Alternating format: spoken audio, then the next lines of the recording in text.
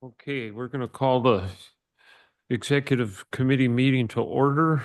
Roll call Gary uh, Mertig, here. Pat Kinney, Here. Bill Metzinger, Here. Brad Ray, Mr. Ray has to be excused. and Marty Vitek is excused. Yep. Yep. Good. Thank you. We need a motion to approve the agenda. This is Pat. I'll make a motion to approve, but also under 4, moving items H and I to the start of item 4. Okay. This is Bill Metzinger. I second that motion. Okay. So we have a motion and a second to amend the agenda to move items 4H and I to the start of the meeting. We'll do that right after A, approval of the committee meeting minutes. All those in favor say aye. Aye. Opposed, motion carried. Public comments. First, is there anyone online that has a public comment at this time? I do. This is Terry Barningham. Yes, Terry. Hi. So I just wanted to comment on agenda item 4. I'm not sure where it will land currently, the employee appeal regarding vacation received at hiring. This was my employee, so I just want to give a little history of what happened. This employee had worked with us previously and had moved away and decided to apply for a new position, a different position with us. So we went through all the steps to draft a letter, have it approved by the clerk of courts and Dan. The letter went out to her on March 18th.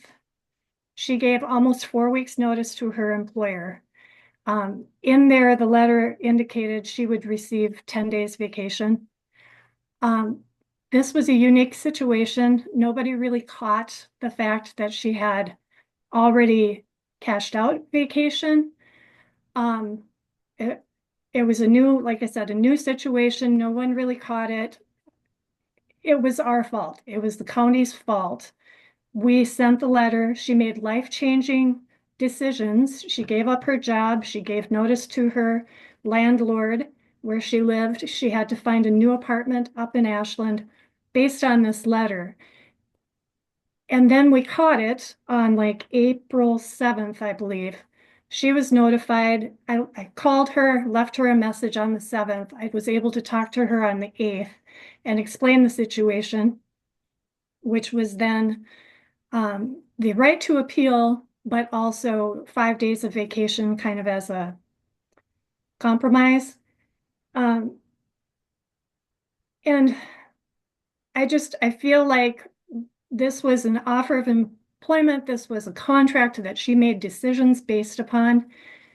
This won't happen again, I'm certain. I mean, it's on the agenda today to look at the handbook and make sure these kind of things don't happen again and that it's clear to everybody. But I also think this was basically a contract and it should be honored. It was our mistake. And I will be available for the agenda item if anybody has any other questions. Thank you. Good. Thank you, Terry. Is there anybody else online for public comment?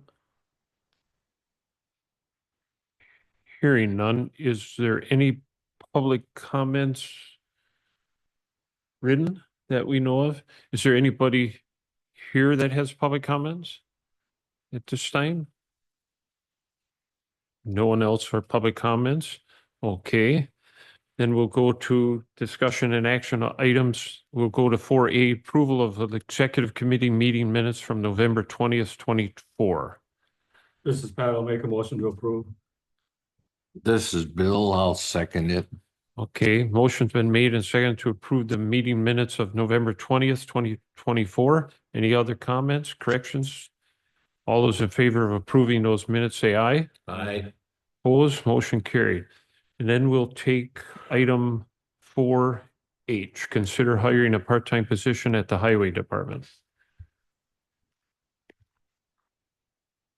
Bill? I'm the chairman of the highway committee, and the highway committee discussed this, and we were in favor of it unanimously. And at this time, I'd like to let Matt talk and explain it because he knows the most about it. Good morning. Thank you. So in our yearly budget, we have allocation for 4 summer help positions. You know, we generally try to get college students that would be available sometime in May through into August. Some years back, we were at 6 positions for this. We were struggling to find people to fill them positions. We ended up a few years ago buying a set of automated stoplights, so that helped us out. It basically took the place of 2 flaggers.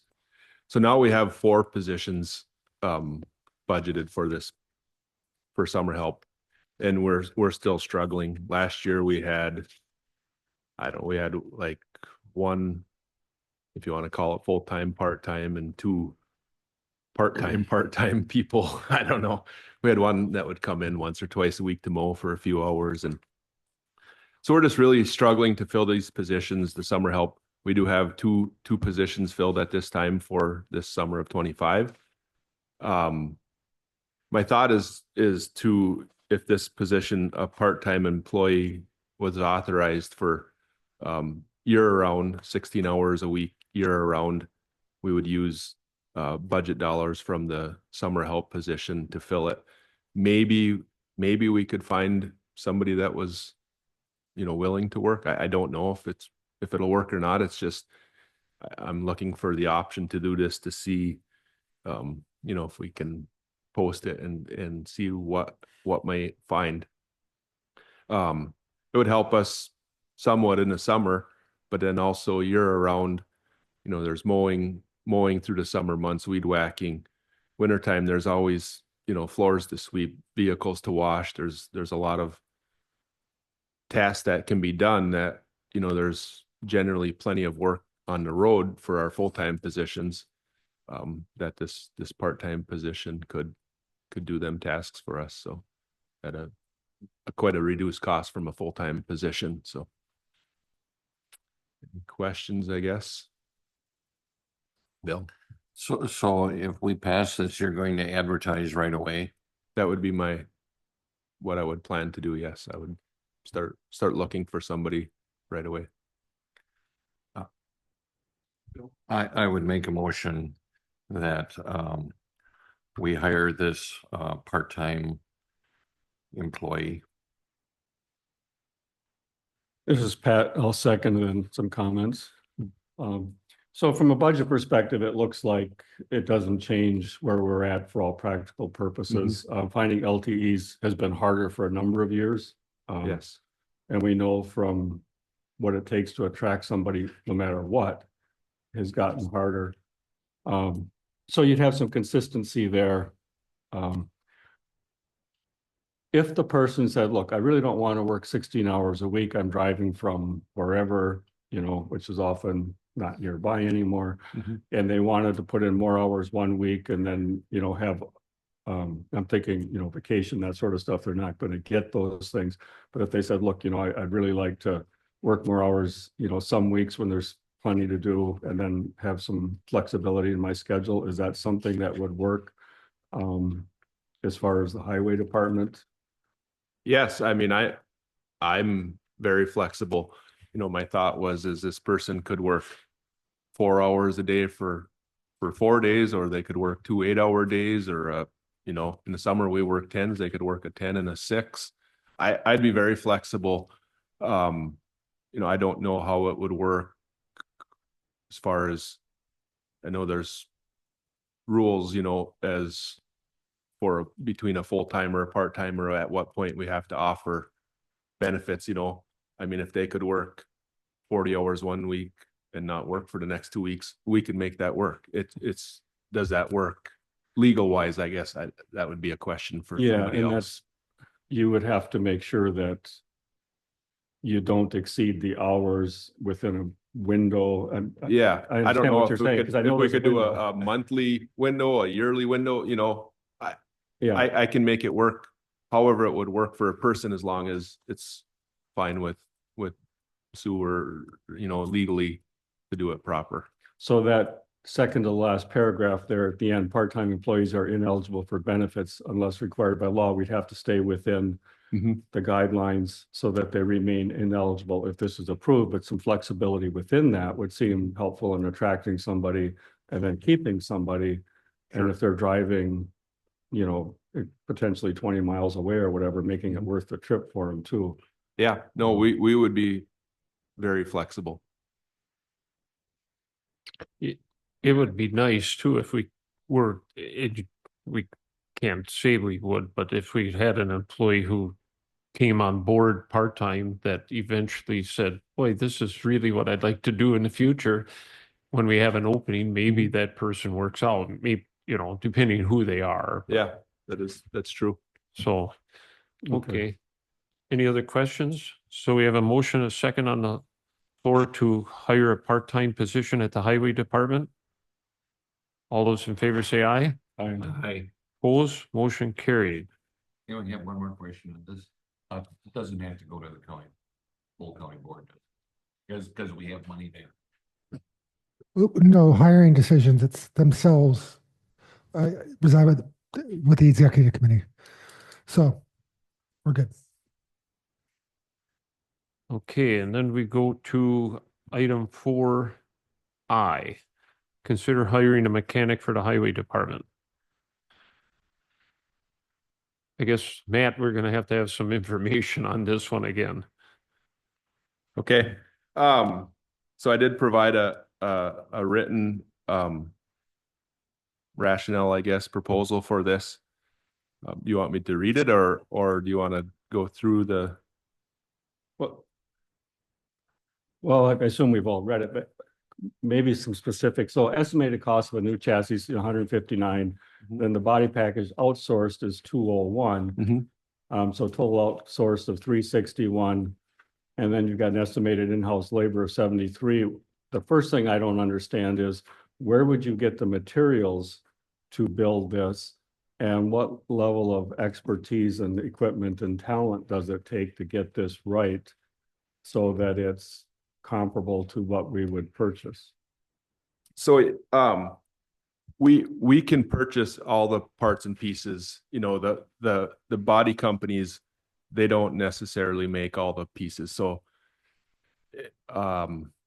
first off is the box, the body, whatever, the dump box, the V box, whatever it is. And you have an underbody, you have a wing, you have a hydraulic package, you have a lighting package. Am I forgetting anything? Basically, so all these packages can be purchased from different builders. So we've been using Universal to build our trucks for the last few years. They've been getting the bid. Actually, this year a different company did, but so they buy the box from somebody else. They do not build the whole box. They do build the underbodies and the wings, I believe. The hydraulic package comes from a company called Force America. The lighting packages come from, there's multiple vendors for that. So we can buy these direct. That's one thing I didn't account for in this write-up is we believe we'll get savings on the packages because, they're buying a package and they're adding markup, right? So we could potentially, we don't know what that number would be, but there'd be a potential savings from the markup of what they're charging us for them parts and pieces also. So yeah, as far as the we can buy all these pieces and then we can build the truck. As far as the expertise, we have our current mechanic is fully capable of this. Depending on who or what we can find to hire for it. Hopefully they would have some experience also. If not, they would have other experience that they can work on our fleet as it is and our current mechanic. He's very qualified, capable.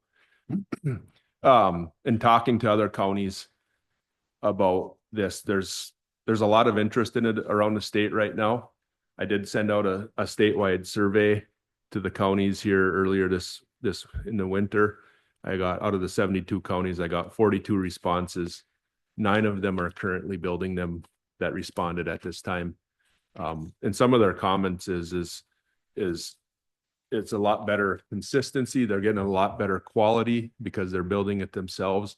They're able to, a lot of them say we'll use stainless hydraulic lines and place them in better placement than they're getting from the bodybuilders, because you know, these guys work on these trucks every day of the year. They know what works, what doesn't work, what could be done better. They're telling me they're getting a lot better quality build out of their own crew than a production outfit, you know, trying to do it for as cheap as possible to make money, right? So, so a related question, if you're gonna build this, where are you gonna build it? Inside and outside? Do you have space inside? And how long does it take? So it's yeah, we're estimating about 600 hours to build a truck. And that's talking to the bodybuilder. Bob did some research. They're probably down around 500 hours a year, or 500 for a build. We added some on because obviously we're going to be new to it, so it's going to take a little bit more time than they do. So yeah, it would be built in our current shop. Yeah, space wise, it'll take up one stall. We basically have 4 stalls, so we'd have 3 available for the other equipment. We think we can make it work around that for that time period. I don't see that as an issue. So part of what I'm thinking when I look at this is, just within the last week, there was a story in the news. I think the state of Wisconsin in the budget has 300 million set aside for counties and municipalities to work together to be more efficient, to incentivize some things. And part of this to me looks like a business opportunity as opposed to local units of government being in it. And so when I say business opportunity, Bayfield County, I think 2 trucks a year that they do. Iron County they get 3. Iron County, you know, maybe 1 truck every other year. But there's counties in the northern part of the state that go through a lot of plow trucks. Mm-hmm. So it would seem like somewhere in the northern part of the state, there's a business opportunity if it was thought out, planned out, and you know, made sense. And I'm wondering if that 300 million, if we, with some northern counties said, look, maybe to be more efficient, because this would save us money, maybe we could apply for some funding. So a group of counties could go in on this. I'd be curious about exploring that. I think you're referring to the Innovation Fund. Yeah. That actually requires either emerging services like we did with dispatch, or there has to be, it is emerging services. And then there has to be a contract that goes along with it, outlining the terms of it. It has to last 5 years. Highway would have to, I think there's a lot of hurdles that would have to go through to get that innovation money. They put a lot of restrictions on it. So. But the goal was to save, in the long run, be more efficient, to save money. But even if this potentially saved northern counties money, that's how the speaker spins it. That's not how it works in practice. Yeah. It's a way, it's kind of a shell game that's used to try to reduce levies. So I don't think the Innovation Fund would work for this project. okay. So have you talked to Bayfield County about this? You know, we've talked about it. Their commissioner's interested. I don't know where he's at in his process of thinking about it, but yeah, I think they actually have 4 trucks this year. They purchased a couple extra. There is multiple counties around the state that are talking. Bob might have a better idea. He talks to a lot of their shop people on a more regular basis than I do. The other big issue right now is timeframes. Our truck that we bought last year is still not built. I mean, it's in the builder right now. It's actually getting painted. It's almost done. But so we buy these chassis. We usually get them in June, July, and it sits at the builder for forever. I mean, it's just a fact of life with not only plow trucks, our ambulance service ordered ambulance the other day, 2.5 years out. So we feel we could buy this truck, in June, July, whatever it comes, we would have it built for that next winter. So the other question I would have is, it's for a company that does this as their core business, if they're buying everything they need, at a wholesale price, would you be able to get those same parts, everything at that same wholesale price as a builder? Or not, because if you're seen as competition to their, someone in that business that they wholesale to, but they wouldn't to you, we'd have to know that too. Sure. I believe we could get close to that. I have thought about that if it does become an issue. I think some of us, there's at least 9 other counties around the state. Maybe we can create a buying group to get a better prices.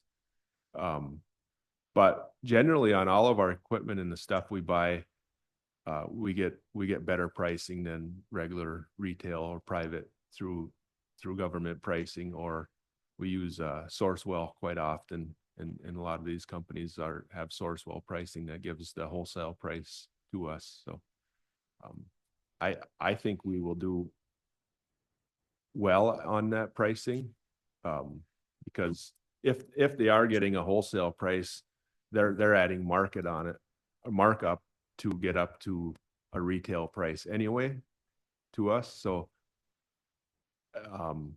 I don't foresee us paying more than they're charging us, and possibly less depending on what kind of price structure we get.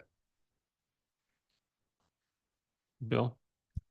I just thought I'd mention that the highway department, the committee did discuss this and we approved it. But I had a couple other questions. What do you do if Bob is gone or sick or anything? Well, what do you do? Because he's the mechanic. You only have one mechanic now. Is there? So Bob is the shop superintendent, is his title, and we have one full-time mechanic. So Bob takes care of the paperwork end. He does a lot of putting his stuff into the computer system, the inventory controls, ordering of parts. He does work in the shop also, but I would say probably maybe 20% of the time or less. I don't know, somewhere's around there. So Brian Hill is our full-time mechanic that is there. Yeah. So I guess what I'm saying is we'd have more stability if we hired someone, because you never know when something's going to happen, and you have somebody there that, we don't, if we build this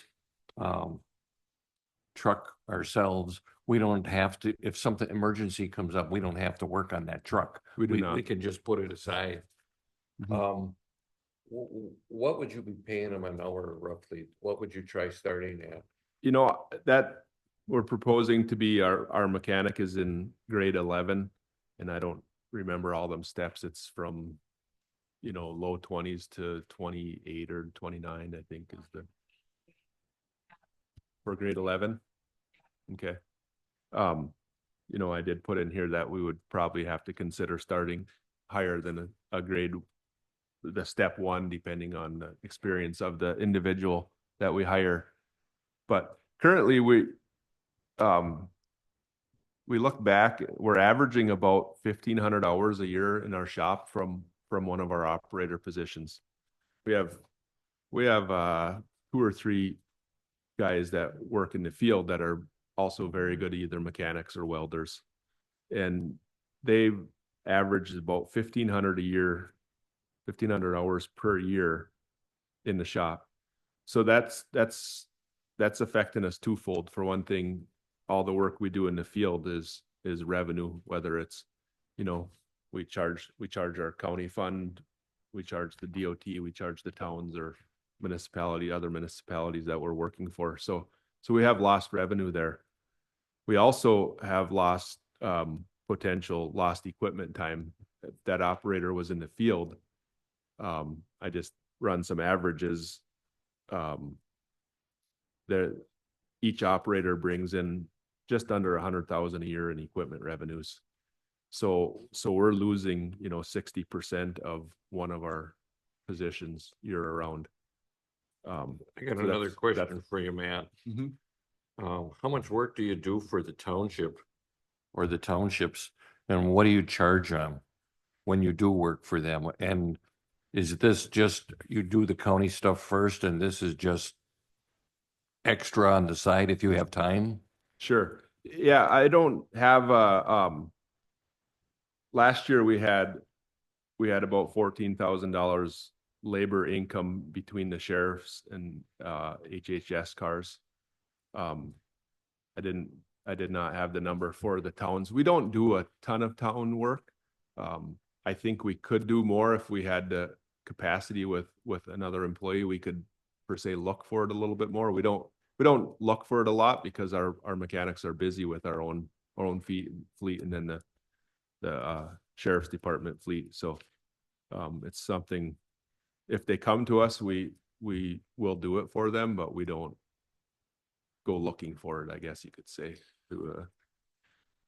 Matt, just two quick questions. One is, the proposed, when you were talking about the wages, if you were forced to pay more than a grade 11 to the new employee, the current employee would have to be looked at too? We would not offer anything above the current employee. Okay. I mean, Okay. no, he's. And then It's, if this employee was working on building trucks and that truck was going to be your new truck, which would be used mostly on state projects, can we bill the state for building this? No, Okay, so we get that back out of when it's on usage. the road. Yeah, usage Okay. revenues. So yeah, we figure from what Bob talked to the builders, different ones, we figure the labor savings on a truck would be approximately 73,000. And if you take the recovered operator hours that we pay in about 52,000 a year in wages to one of our operators to be in the shop at this time, they could be back out on the road bringing in revenue instead of, expense labor. And then the labor on the HHS or the sheriff's vehicles mainly is, so that's a total value of 139,000. Our employee would cost us around 100,000 with labor and fringe, the benefit package. It comes out to about 100,000. So we can easily justify saying that there's a savings of a financial benefit to the county of 39,000, but that's not including, the 50 plus potential in equipment revenue that we're getting. And it's also, that 52,000, that's what we're paying our operator to work in the shop. So that money comes out of, it comes out of our equipment revenues also, but we would be adding to the equipment revenues and adding to the revenue from the work we complete on the highway. So it's actually quite a bit more value than that. That's just a number I can show you for sure, but there's actually, I think, a fair amount more value added to that by adding this position. Go ahead, Pat. So I'm not ready to support what you're asking for today, but I am interested in exploring it more. So, and I'm on this committee because I'm chair of finance, so I'm thinking from the finance perspective, a considerable amount as I look at this. So, 600 hours to build one truck means one person could build approximately 3 trucks per year. Possibly. I would assume that at times in this, it will take more than one person to work on this, getting certain things into place safely, et cetera. And sometimes one person could be working on this. So there'd have to be times where 2 people are working on it. Somehow that would have to get figured into the process. There's hours that you're not charging. If we are missing hours that we could charge the state for work, I would like to have some very clear documentation that we fully are accurate on saying we're not doing some work for the state that we could charge for. I would like to know that, because if we aren't doing some work that we could do, that potentially is a source of revenue and helps our budget. So it concerns me that you even mentioned that we're not getting some work done. And that's separate from the whole truck build thing. If we're missing some work, I'd like to know. If we're missing work from the townships that we could bill for, that they would say yes to, you have to make sure they say yes to it, because they all have budgets too. I would like to understand that. If there's work that you could do for the county, and I know there's more that could be done, but that comes out of our budget. So, you know, that's not outside revenue coming in. So I'd want to understand those things better.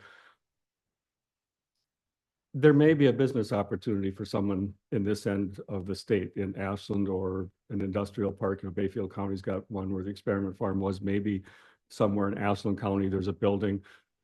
You've got space that you think you can use to build that, but that space has value. We have to look at what does it cost for the use of that much space in that building if you're going to do that, because there's real cost with that. Sure. And I say that in part because we're doing a space needs study right now.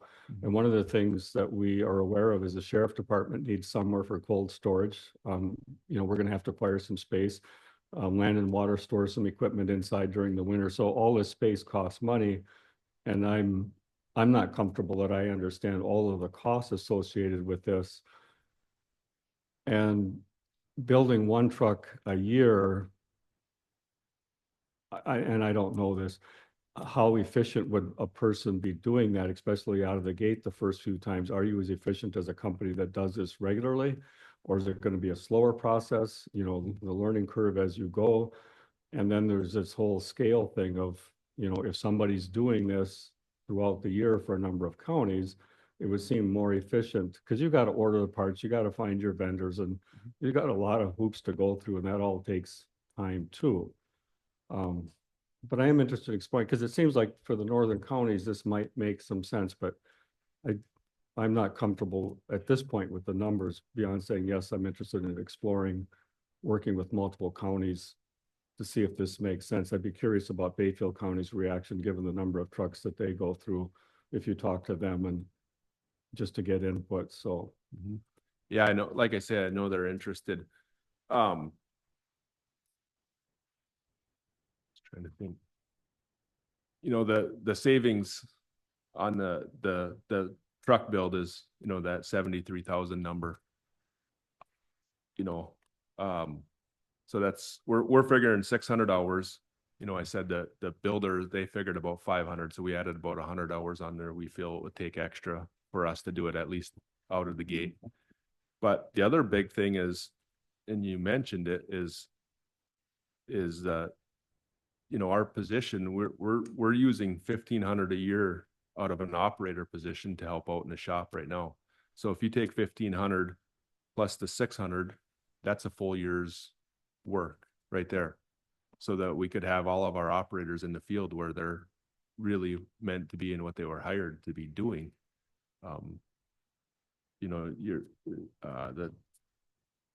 If you're saying we're missing out on dollars from the state, it's revenue that person is generating. I mean, we are spending, we have an annual RMA contract with DOT, and we are usually maximize that amount. They do give us other extra contracts for patching in the summer, or different culvert jobs. This year we're looking at a couple culverts up on US 2. I think we're looking, they haven't signed them yet, but potentially another $300,000 in revenue. That work, I mean, we will get it done, but we will struggle to get it done this summer, just because we have our normal work that also needs to be done. We need to get our crack sealing done, our mowing done, and our general tasks that, recur every year. And we really struggle, especially during the summer months, to have enough people. We try for these 4 summer help positions we just talked to a bit ago. We're only getting 2. So it takes 9 people to run our crack seal crew. We have 11 full-time crew members, and now 2 more. So that's with the summer help. That's 12 people. Well, one of them 12 is in the shop. So now we're at 11. So our crack crew, we generally like to run that from June 1st till the summer help goes back to college, you know, mid to end of April. That's 9 people. So we have 3 people to do our mowing. We have, you know, 2 or 3 mower tractors that go for most of the summer. We have other work that needs to be done. We need to keep up on some pothole patching, just the other maintenance, shoulder maintenance. And then not only that, we do a fair amount of culvert work for the state, which is extra contracts generally, township. We're getting more work through the Forest Service. Mary Jo is working with us to get funding through Forest Service to get some of their culvert projects.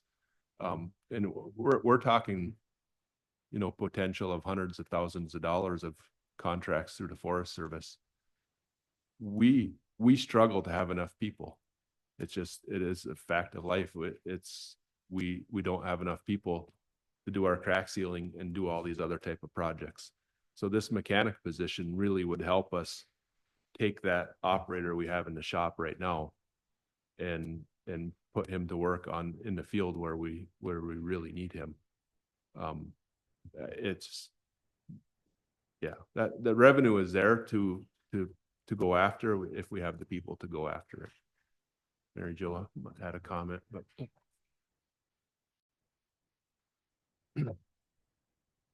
You know, so one of the things that we're constantly trying to do is figure out how do we generate more revenue for the county, whether it's through grants, whether it's through projects, collaborations with other partners. And I mean, one of the things that he's talking about is by him having staff that's doing mechanical work, he's missing out on opportunities that could be generating revenue. There's a lot of work that could be done with the towns too, like they're already doing culvert replacements. Our towns don't have the technical expertise to be properly designing or installing some of these culverts.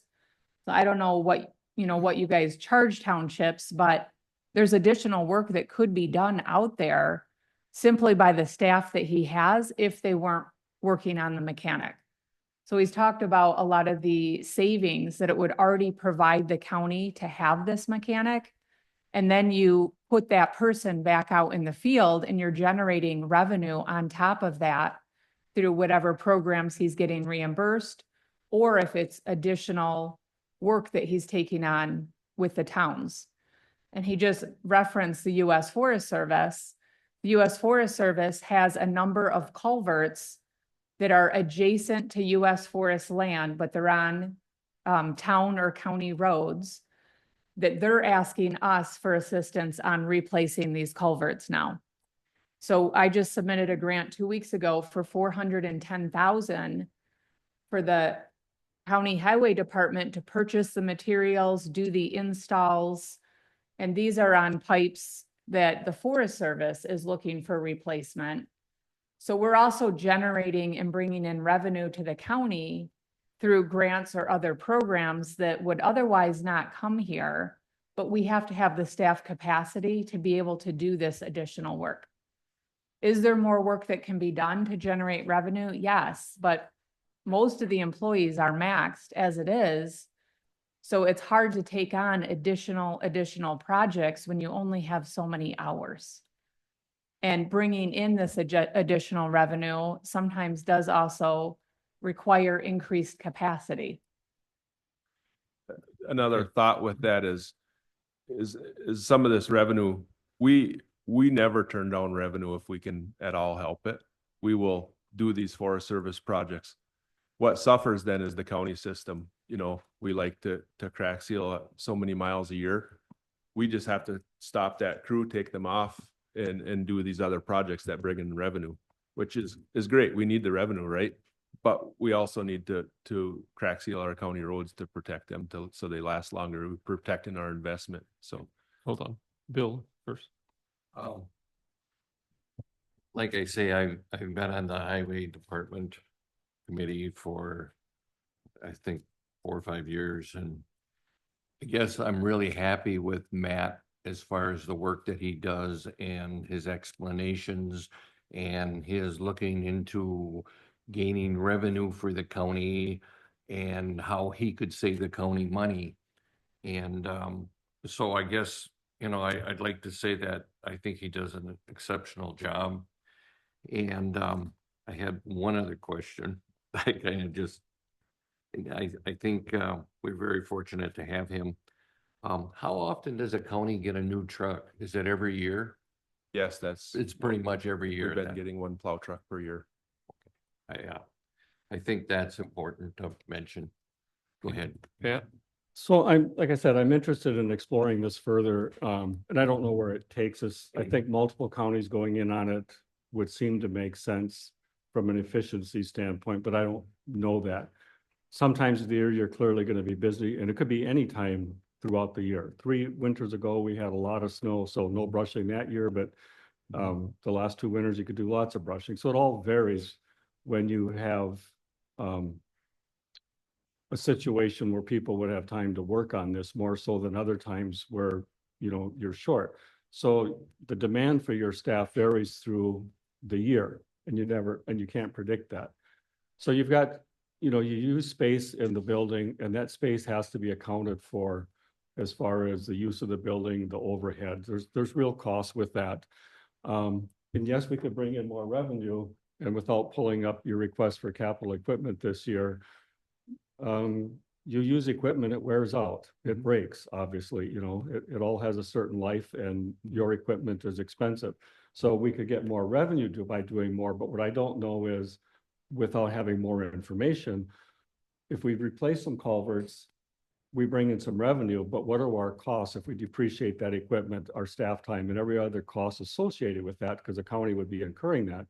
I don't know what the net gain for the county is on that by freeing someone up versus if we build that truck and we think we'll save some money there. So it leaves me with a lack of information right now to look at this and feel fairly confident of what particular direction to go or not to go makes sense.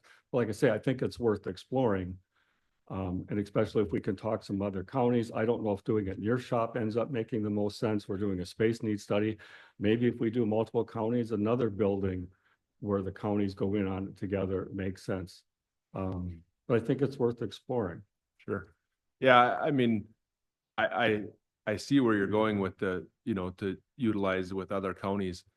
And maybe that would be a great idea, especially if there was a grant available to help pay for it, because you talk about setting up a shop. I mean, that's a very expensive. But I feel we can fund this with, we need this person. I would say we need this person without building a truck. We that 1,500 hours a year that we're using somebody we hired as an operator, as a mechanic, is, a good part of the 2,080 hours a year that we work. I think this person could be this mechanic position. If we took the truck right out of the equation, it could still be funded. I mean, there would be the 52,000 we're paying in wages, plus the lost revenue from equipment, and then also the lost revenue from this person working out in the field would cover the wage of the mechanic right off without the truck, if you took the truck right out of the equation. So yeah, it would allow us to better maintain our county system. I mean, as you said, that's county costs, but we allot for that to do that maintenance, and we don't always realize that to its full potential because of staffing issues. Bill? I'd like to make a motion that we hire a mechanic for the highway department. Okay. I will say something after we get through this, because Well, I know where this is headed. We have a motion to hire a mechanic for the highway department. Is there a second? just to put it on the floor, I'll second it. Okay, here's my concern. We're missing 2 members of this board. My assumption is this decision would be ours solely and wouldn't go to the county board? Yeah, that's correct. And Okay. Mr. Ray will not be available until, well, he doesn't get back from Europe until the middle of June, and then the elevator's gonna be out, so Yeah, and that would be my concern is that we're missing two members of this committee are going to make this decision, not the full county board. So I have a potential problem. Oh, thank you. I guess the thing I would like to point out is the highway department passed it unanimously. And I think if it doesn't pan out and it doesn't work, then when it came around to rehiring, we wouldn't do it.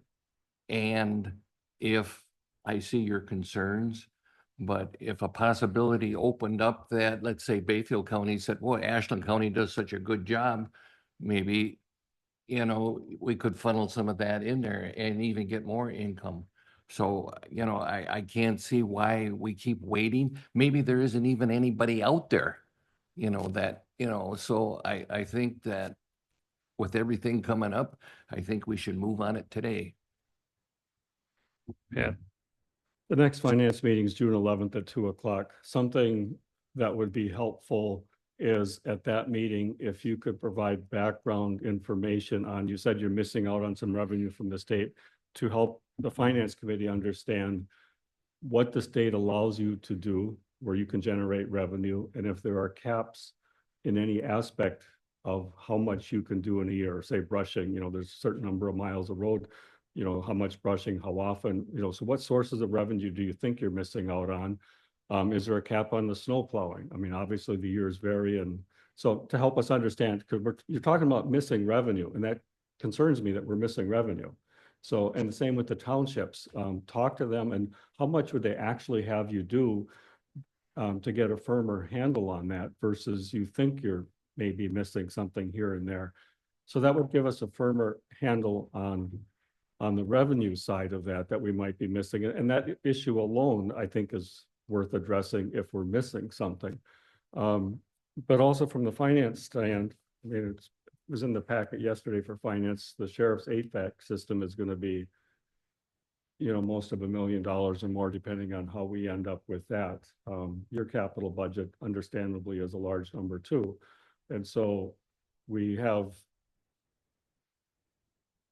you know, it's the same annual thing where it'd be nice to do more, but we're going to have to try to balance out everything. Sure. And so, as I said, you know, we're trying not to miss out on any revenue. We take on these projects. What fails is, or what gets left behind is the county system. You know, we will do $400,000 worth of Forest Service projects. We're not going to turn that revenue down, but the county system just fails faster. There's lost. You're talking about capital budgets. You know, if we do not crack seal our county roads, they fail faster. We have to replace them faster. That's millions of dollars. But so to say, to show you numbers of lost revenue, I don't know that it's possible, other than lost maintenance value.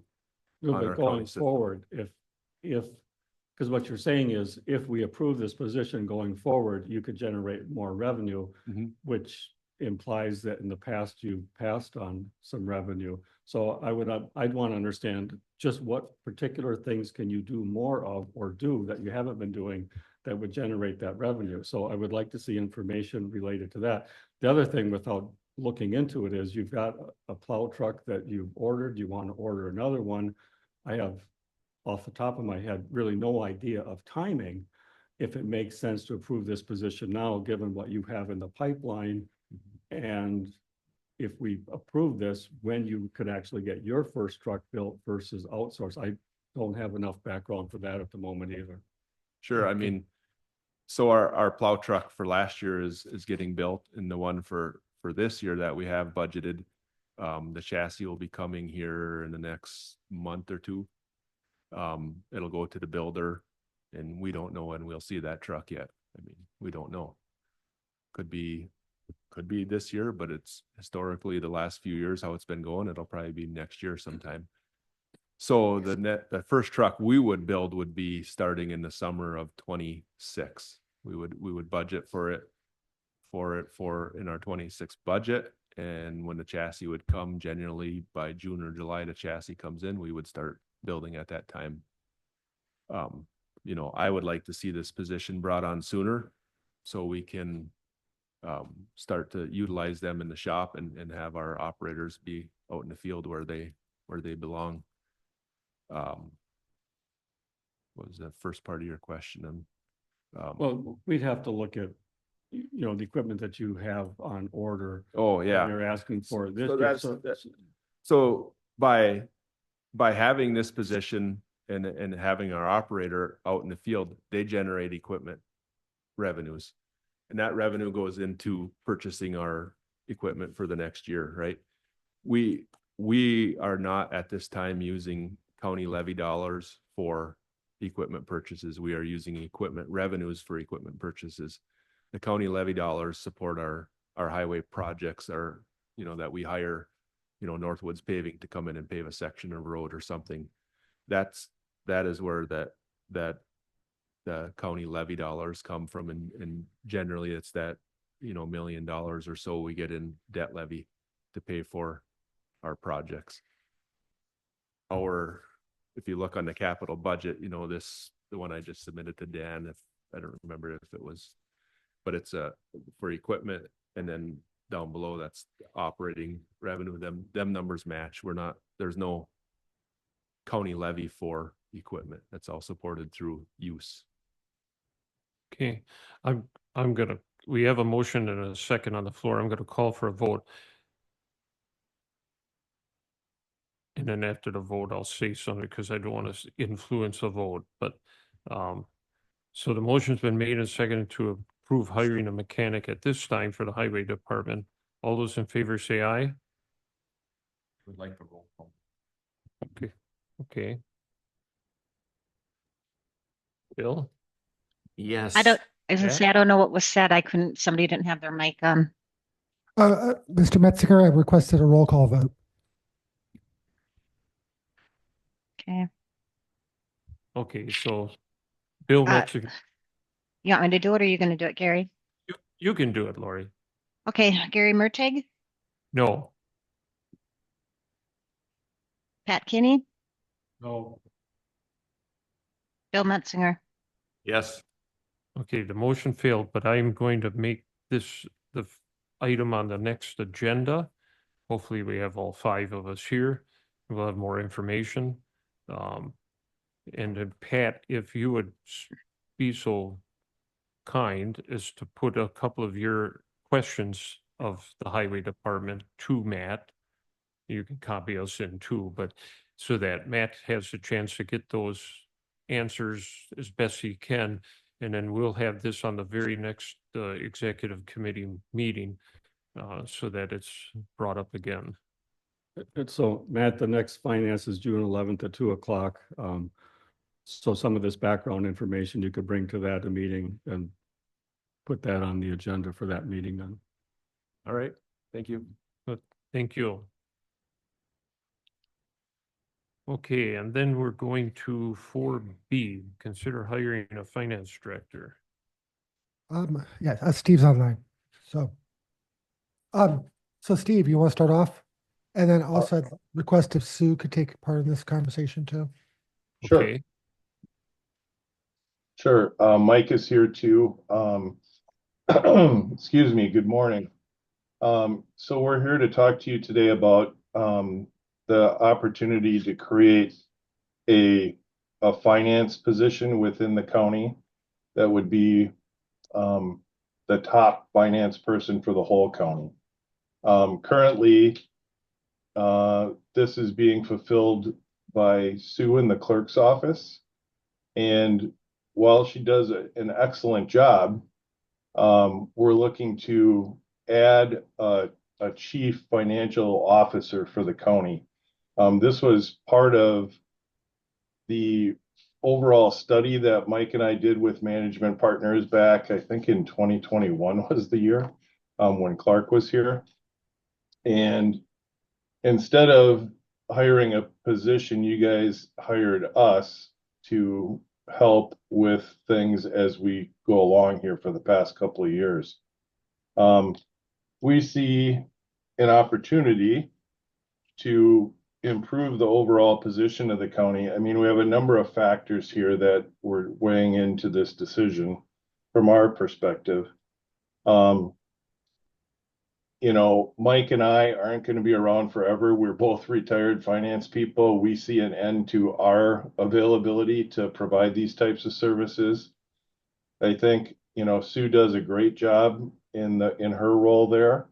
But the reality is, you know, she's eligible to retire at her choosing when she wants to go. So I think for succession planning for the county, I think it would be good to hire a person to come in and start to learn these things, because I think the overall landscape of government finance people today is everybody is looking for somebody to fill a position. I mean, I don't know, Mike, there's probably 4 or 5 positions open today throughout the state at least that we're aware of, and they can't find people to fill them. So you're almost having to, like, I'll use a Packer terminology here, draft and develop somebody, which, you know, if you were to act on this sooner versus later, there would be several opportunities to pass along information from Sue, who's, you know, doing a lot of the things today,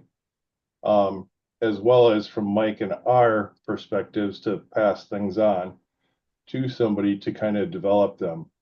And I will say it's not all of what Sue would be doing. I mean, it would be things beyond, you know, too. It would be, as you can see, Dan has put up the job description here. It would be, you know, planning, getting information for you as committee members. We just heard the discussion about the mechanic. You know, this position could assist Matt in the highway department to, you know, bring you information so that you could make good business decisions.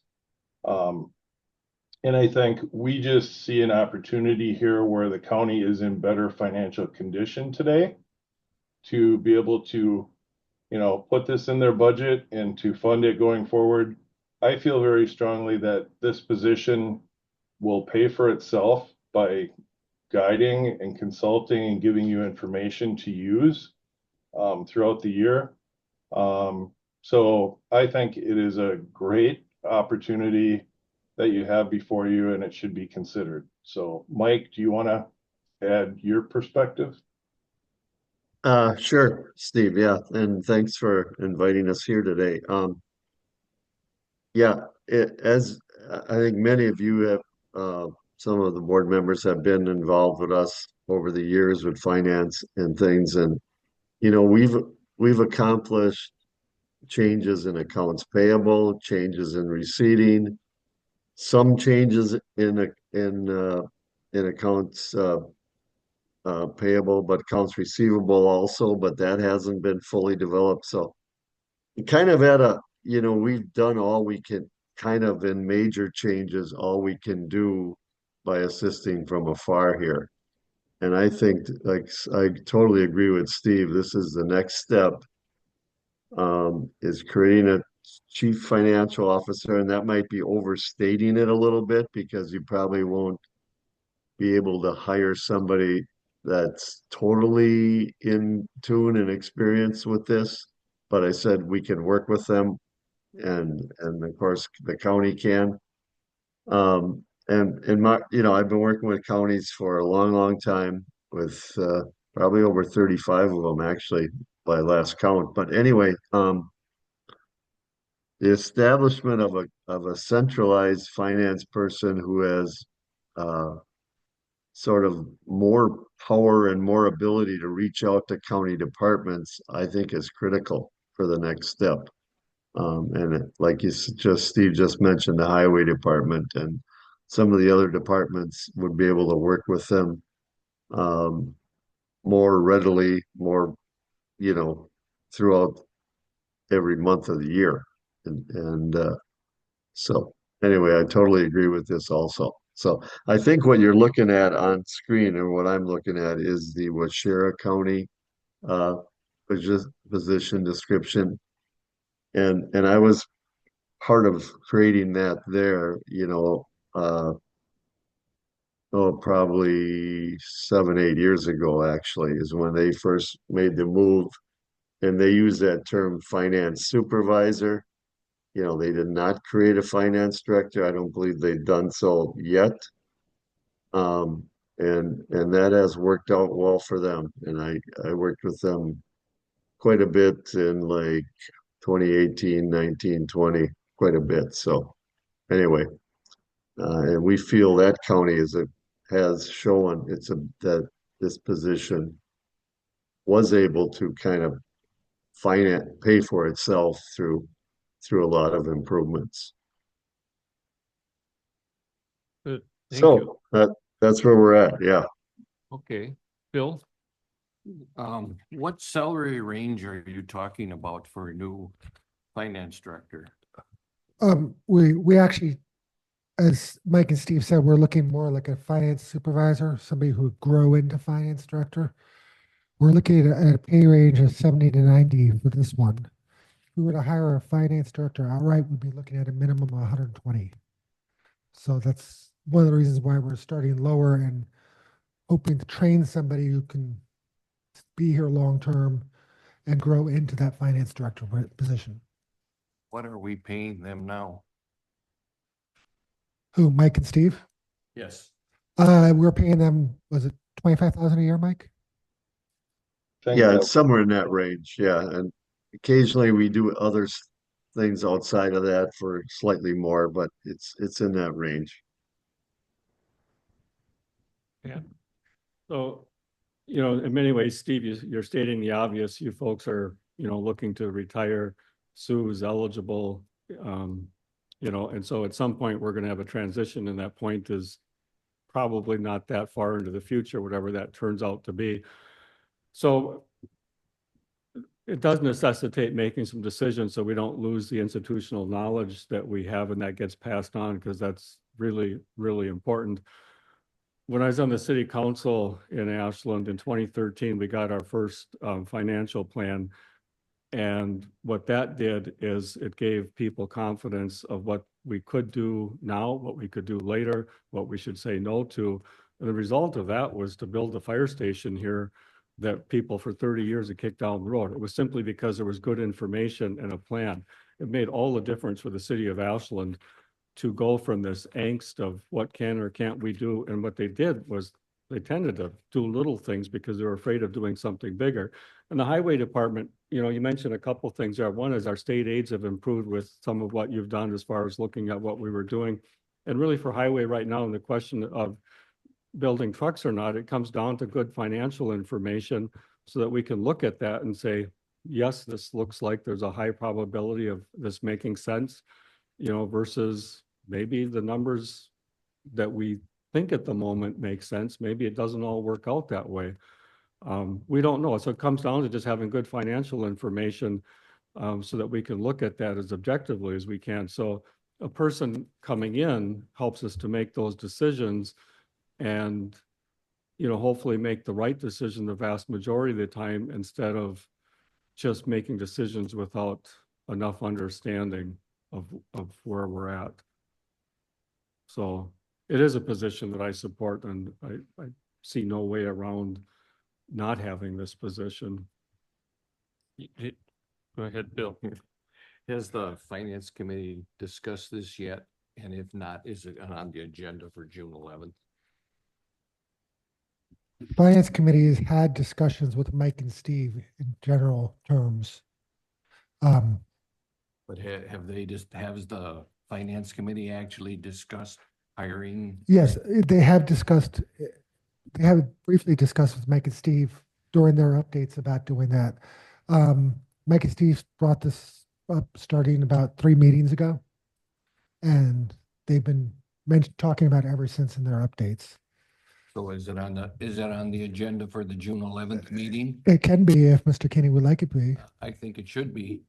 You know, we haven't had it as an agenda item, but as Dan says, we've been informed that this is coming. So if exec approves this, then it would go to finance, and finance's role would be to figure out how to fit it into the budget. But finance, I think, is quite clear that we see this as something that the county is going to need, given we anticipate some turnover. If the executive committee couldn't make a decision on the last one because the majority of the members were there, we should hold this off until the next executive meeting so that they can discuss it with all the members present. Well, then, I guess as chair, I'm going to be looking to see if there's a motion to approve this. Pat? Well, a comment first. Because of impending retirements or people leaving in the whatever not so distant time frame that we're coming into, we need to replace the talent that we have. We know that's coming down the line.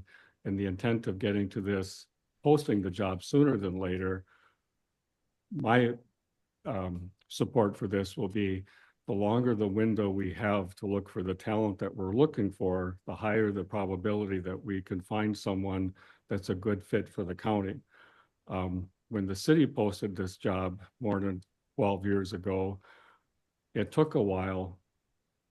And then they found someone that turned out to be an absolute gem. They did not find their gem to start with, but when they took their time, they found a very good person. So we want as long a window to look as we can possibly have. So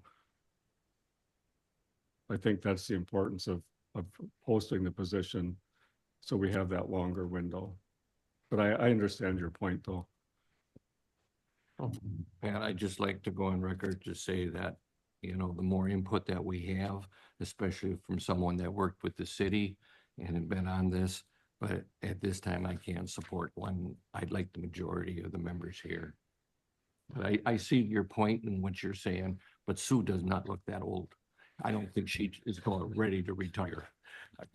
Hey, I went to Ondasigett. I know her. Okay, I'm looking for a motion. This is Pat. I'll make a motion to approve.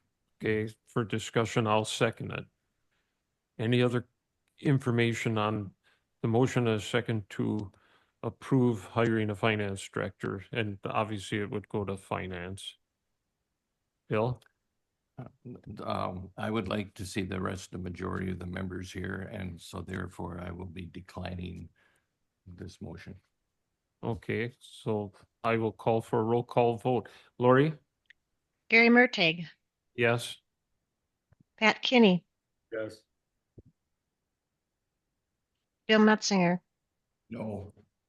Okay, so this will go on to the finance committee meeting? Yeah, we'll send it to finance and they'll come up with they'll go through the job description again. And then come up with a wage range and then we'll post it. Okay, thank you. And then finance committee does have the option of sending it back here. And if Mr. Metzinger would like to make that request to finance committee now, we can post that on the agenda too. I would like to do so.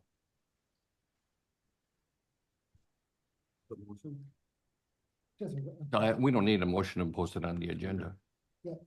But I guess if the executive committee is in charge of hiring, then I would hope we had more members present. And if they're in favor of it, that's great. Good. Thank you, Bill. Okay, so now we're going to employee handbook updates. All right, so Sue, you want to join in on this one?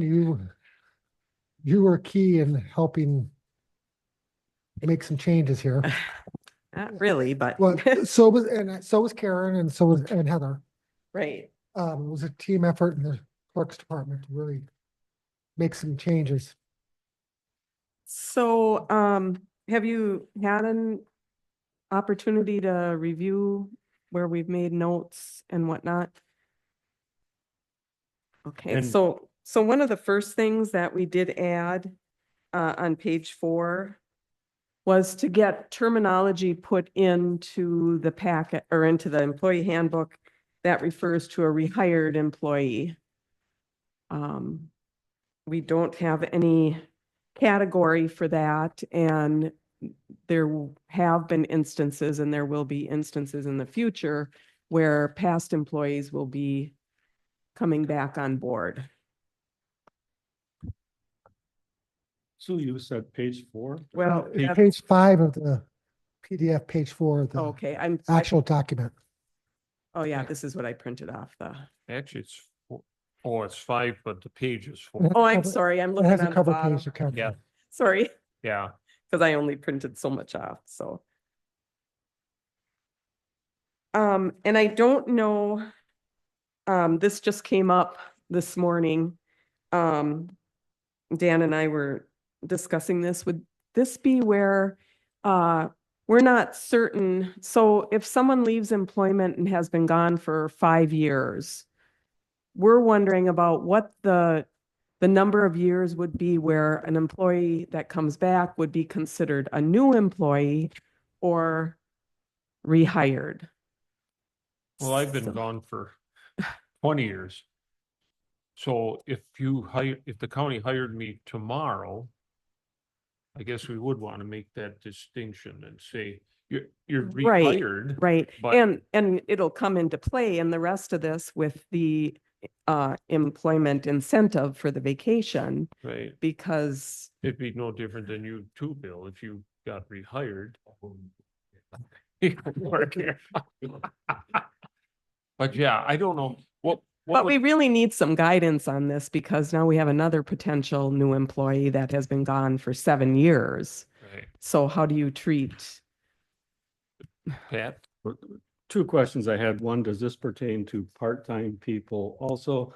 I'm thinking highway, the part-time person there that potentially could become full-time. When you change from part-time to full-time, but in the same general area of work, would rehired apply to that? And then if persons say been doing IT work and now they come and they want to work for highway, would this also pertain to that? Because now they're starting in a different category where they don't bring that background and experience in terms of their previous employment. Well, if there's a status change from full-time to part-time, we wouldn't consider that a rehire. That would just be a change. And also for a position change, we would not consider that a rehire either. So this is someone who's left employment with Ashland County for whatever period of time and has been rehired. So They've could- been terminated. All the paperwork has been done to treat them as a terminated employee. They're inactive and they've been rehired, maybe in another position or. Yeah. I just want to clarify, the word terminated just means separation from employment, whether it's voluntary or involuntary. Right. And So, yeah, so we did have an employee that was rehired.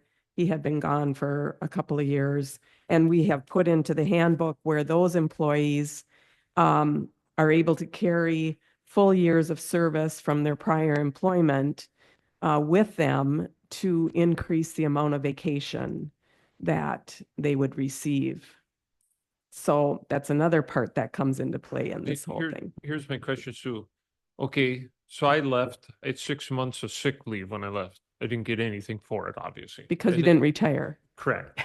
But if I got rehired, what would be? Could I work for a year and then retire and then all of a sudden get all that back? No, Okay. I suppose that's what we want to kind I of mean, clarify. yeah, I mean, you would never get your sick leave back. Right. You would never regain that back if you've terminated.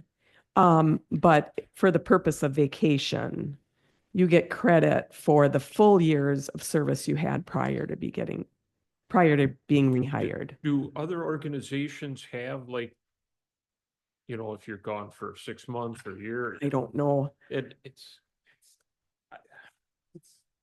no, I mean, it happens so rare.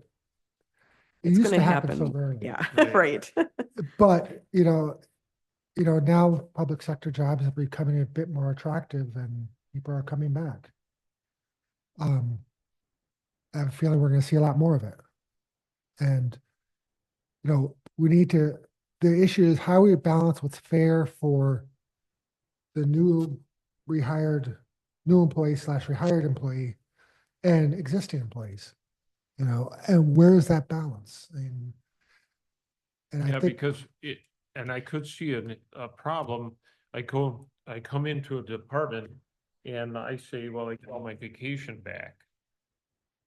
Well, I don't know what the max is, but it's right here. after 9 or 10 years, whatever that would have been, if I get that back and you have a new employee who just started a few months before and they have whatever, Right.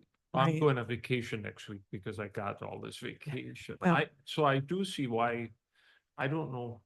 I mean, we really need some guidance on this Right. because it's not fair to the new employee, or the employees that have been here for years. We just need to know so that upfront we can tell potential employees and the employees that are on board, this is what you've decided, and move forward with it. But we do really need some guidance on it. And I don't, I hate to have to bring it up at another meeting, because like you said, you won't be meeting till probably July.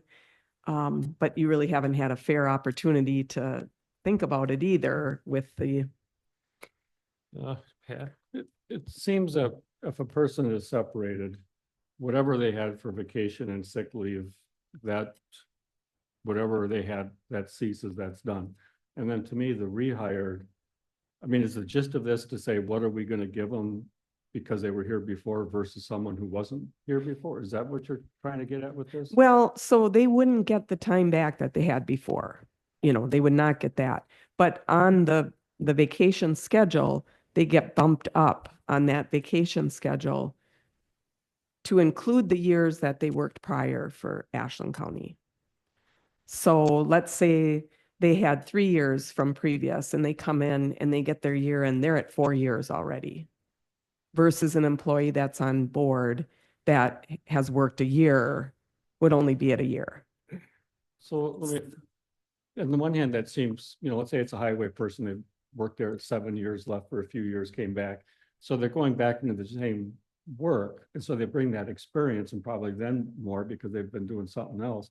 I can see that, but if they come back and do something completely different, they don't bring that experience. So would we, as far as in the wages, if they go into a different form of work for the county where that prior experience, isn't relevant, would we just start them at a lower wage because they're in a different category and they don't have that background? Yeah, they would start at the wage for whatever that new job is. Right. So if they say they were at highway and they were I'll just make up numbers, grade 11, step 1, which is what, 2185, I think Mary Jo said.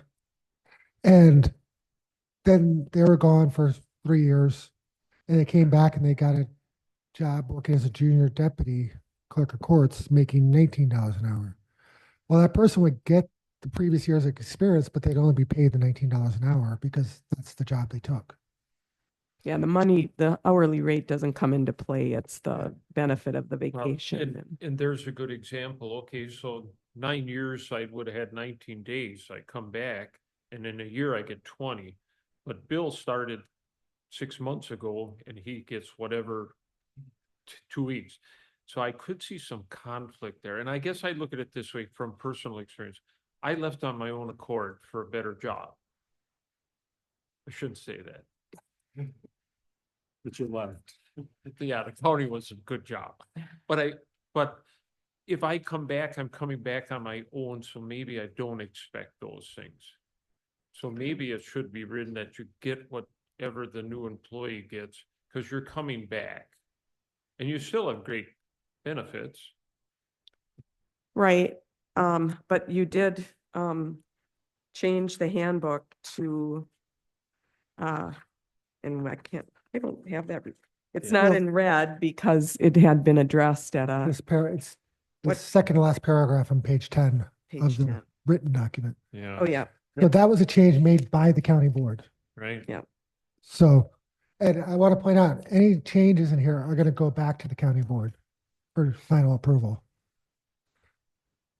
Bill, Are we doing G at the same time, or are we gonna do that? I think G should be done first before we do this. Because Bill, could you please use your microphone?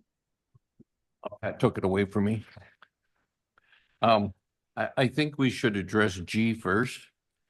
And then decide on the handbook update or what our procedure would be, because that has to be passed by the full county board, where G can be decided today.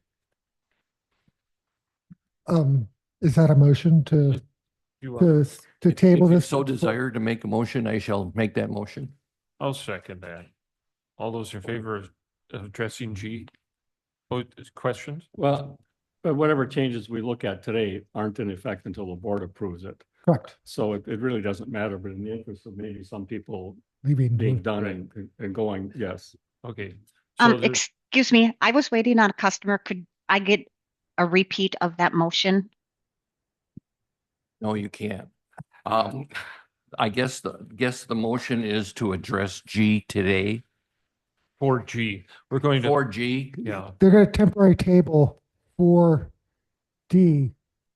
They take up 4G, and after that's dealt with, to go back to 4E. yeah. So we do have a motion and a second to address 4G, employee appeal regarding vacation received at hiring. Okay, thank you. You're welcome. All those in favor say aye. Aye. Opposed, motion carried. Okay, let's talk about the background. Okay, so I guess if you want to set it there. So an employee here. So she started working for Ashland County in October of 2023.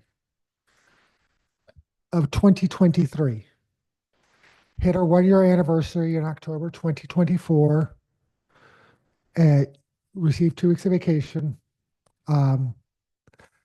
It was paid, it was either, and then resigned in November of 2024.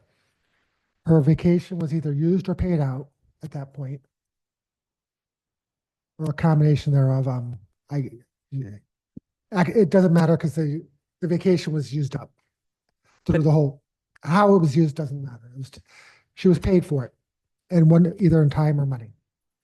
But she did get the 2 weeks incentive. Yeah, she hiring got the 2 incentive, weeks. And then 2 weeks after vacation. Hey, so she got the 2 weeks in October, and then she got the 2 weeks again in October of 24. Resigned in November 24. So after 1 year and 1 month, 13 months. And then I think she moved to Eau Claire or something. But that's partly irrelevant. And then now she came back to Ashland County after a period of about 7 months. So she had gotten her 2 weeks vacation for the calendar year, just like anybody else would have. And we're still within that calendar year. So the question is, how much vacation does she get? You know, any other employee, and it's not really addressed in the handbook. That's why Sue's talking about this. You know, a normal employee wouldn't get more vacation again until the following October, because you have to wait a year to get renewed. So because she's still in that 1 year time frame, the question is, does she get another 2 weeks as a new hire or rehire or not? And you know, we didn't, and Chairman Mertrig and I talked about this, and we didn't feel it was fair to current employees to award the full 2 weeks. So we decided to compromise, and we gave her 1 week of vacation with the ability to appeal to this committee right here. And that's what we're hearing. Now, Stephanie, right? Samantha. Samantha, do you want to talk a little bit? Yes. Good morning. My name is Samantha Wendler, and I'm considered a rehire with Ashland County. I was the former family support specialist working for the children's unit. And now I'm working as the children's long-term support case manager with the adult unit. I respectfully ask for the committee to reconsider my vacation time that I was given upon hiring. In the original letter dated March 18th, 2025, I agreed to the terms, which included the benefit of 10 days vacation. And less than a week before starting, I was sent the new offer letter in which the terms were changed from the 10 days vacation to 5 days vacation. This was after I gave my letter of resignation to my job, where I was working at the University of Eau Claire. And I already signed a new lease for a rental in the Ashland area. With the handbook, it's my understanding there's nothing that states a rehire isn't entitled to the full vacation. It only specifies where it says, quote, rehire is entitled to receive credit for previously completing a full year of service. And so I'm just hoping to appeal this as I'm new to I'm not from this area, and I just wish to use the full 2 weeks vacation that I was originally offered so I can go back and visit family. Maintaining a healthy work-life balance is very important to me, as I discussed at the interview. I want to succeed in this new position and be of service to the community. And so I have the documents showing the different offer letters, and then the handbooks, or in the handbook, it's pages 10 and 11 that goes over the vacation leave. So thank you for your time and consideration. Just a second. I would say this, if we don't set a precedence because we sent the letter, I might be in favor of addressing the first letter, as long as we're not going to get in trouble for setting a precedence if somebody else comes through, and as long as we don't send them a letter wrong again. Well, we are setting a precedent, which is kind of why the whole handbook thing came up. Okay. So no matter what this committee decides for this issue, we're going to make a change in the handbook to make a permanent fix to the problem. Okay, so if this committee were to agree to give the original vacation offered, this handbook change would protect us in the future. Yeah. And we still need to talk about what change to actually make in the Right. handbook. So Bill, did you? Yeah, now, if we granted this 2 week at the hiring, when would she have to use it by? March 18th to March 18th of next year? correct. And then when her anniversary date, so March 18th of 2026, then she would get 2 more weeks that she could use by March 27. Correct. She wouldn't have, it doesn't run from calendar year January 1st to January 1st. It's anniversary date to anniversary date. Right. So what we do is we take the hiring date and backdate it 1 year for the anniversary date, because that's what triggers the vacation, is in the system. So she came, I thought it was April 14th that you came back. Yeah. April I started 14th. April She started back April 14th. So for the purposes of awarding vacation, we would put her anniversary date for vacation as April 14th of 2024. That would give her that year. Because she worked a full year, and in the handbook, it states that you get time for what you put in full years prior to coming back. So she would get she would be at a 2-year step in 26, she would be at a 2-year step, What would that step be? 10 days. 10 days. The executive or the county board changed it to 10 up to 5 years, I think it is, or something. Yeah. 10 After days. 5 years, you get 15 days. Yeah. Okay, so but if she is here 3 years, does she get 11 days? No, Well, 10 days. So that's what was changed now. Yeah. It They goes from 10 to changed the 5. 15. It used to be 5 days for several years, but they changed that all to 10. 10 up to the completion of 5 years. And that was a change made by the county board. Yeah. The last time the handbook was up. It was actually an amendment on the floor. March of 24 or something, I think it was.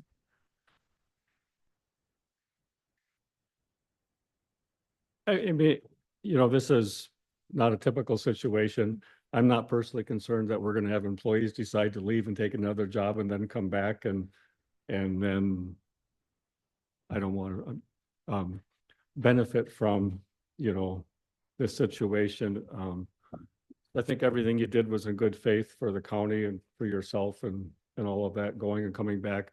I bear in mind that we've often talked about it's hard to recruit and keep people, period, let alone in health and human services. And at the end of the day, the handbook's the handbook. If that's what the handbook said, so be it. I think it's, you know, it is what it is. So I support the 10 days. Do we need to look at the handbook and make some modifications?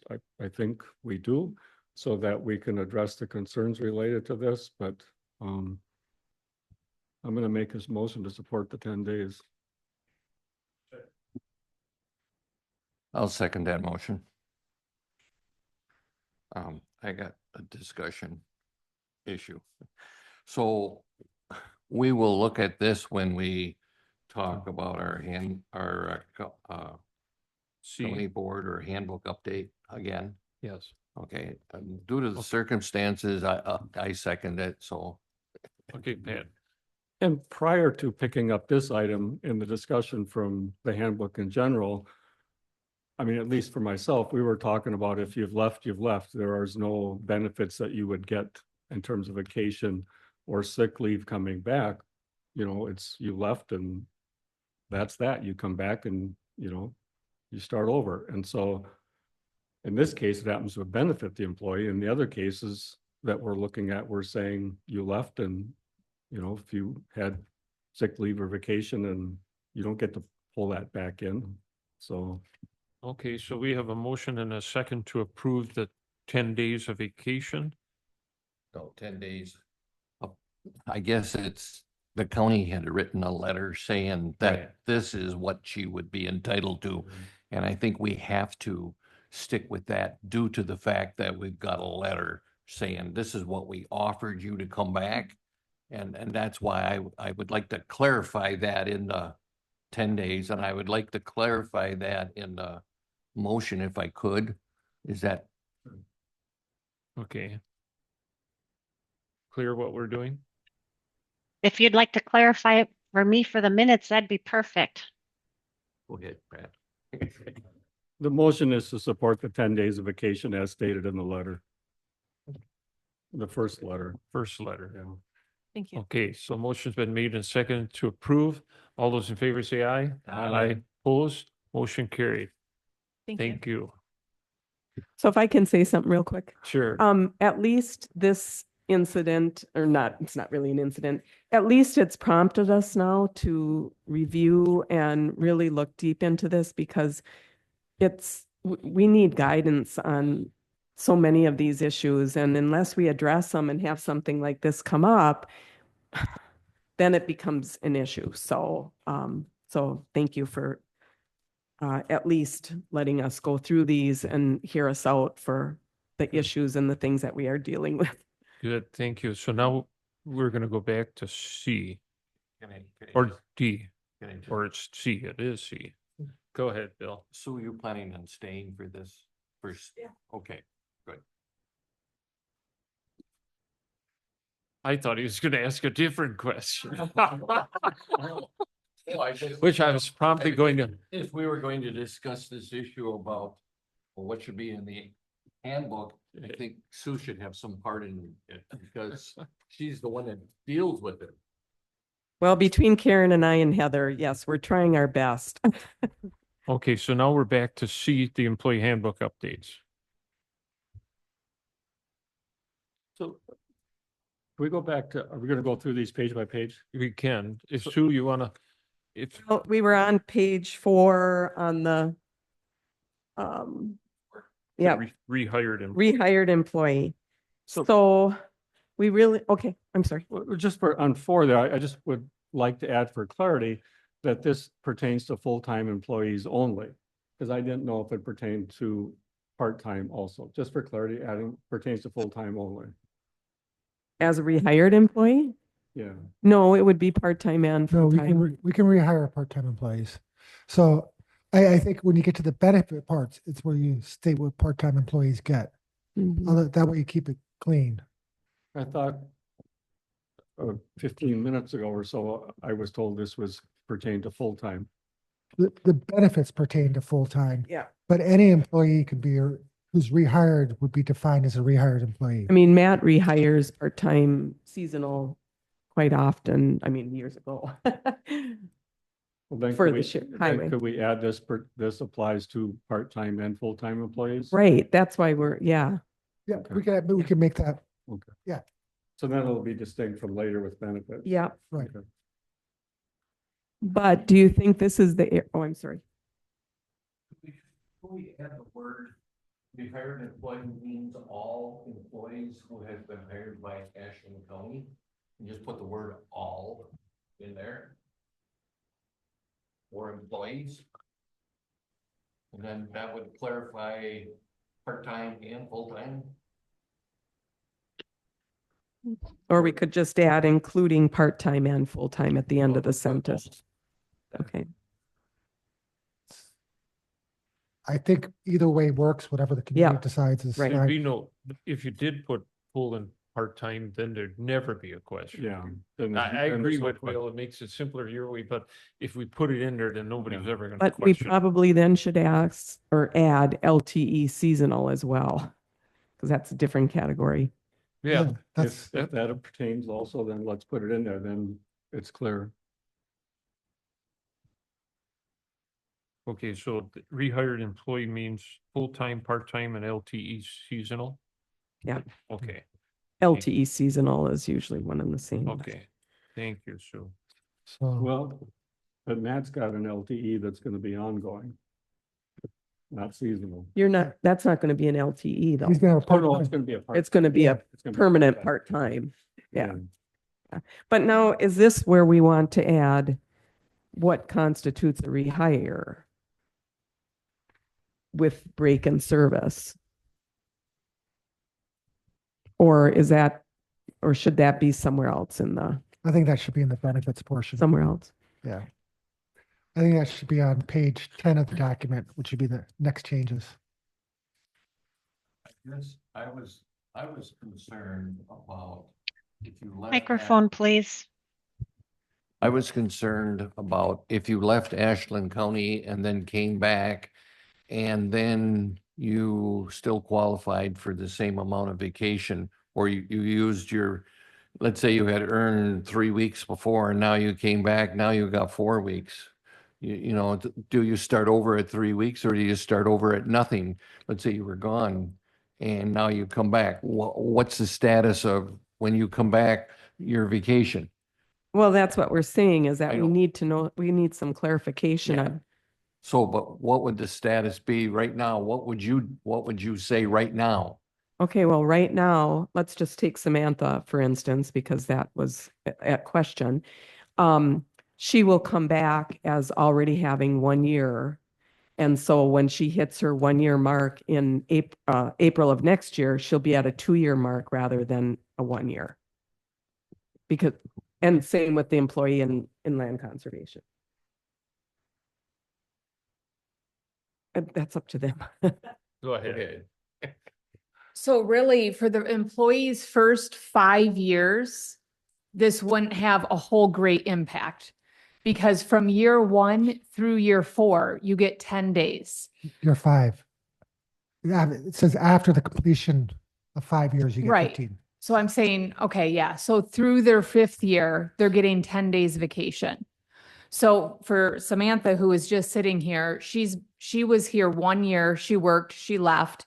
Now she's coming back and she's getting credit for previous years served.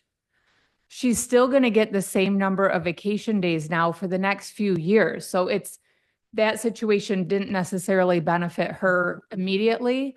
But if you had an employee that had been here for 5 years and they resign at the end of those 5 years, and then they are gone for however long, a couple years, and they come back, they're going to get credit for 5 years previously served.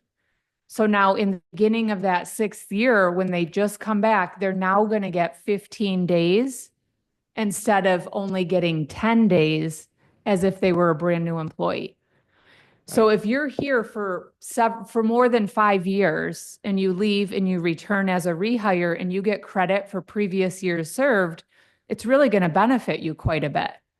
But it's not so much going to benefit you in the early couple years, although you'll get to the end of that 5th year sooner if you get credit for previous years served than what you would as a brand new employee. But Mary Jo, one of the how this is all coming up is because of the hiring incentive. So someone gets 4 weeks basically in that first year. So that's what's of the question is what is a rehire, what is a new hire, and what are we giving them up front? So you're going to get 6 weeks after 2 years of employment where the person on board is only getting 2 weeks for 5 years. So that's part of it, why we brought this up. Bill. This is Bill. I guess I was more concerned about, let's say that somebody put 20 years in and left, they're going to get 20 years, they're going to get 26 days of vacation the first year. And if it's 2 year, if you get 2 more weeks, so you get 20, you get 36 days the first year. So I think that we gotta clarify how long they've been gone from Ashland County.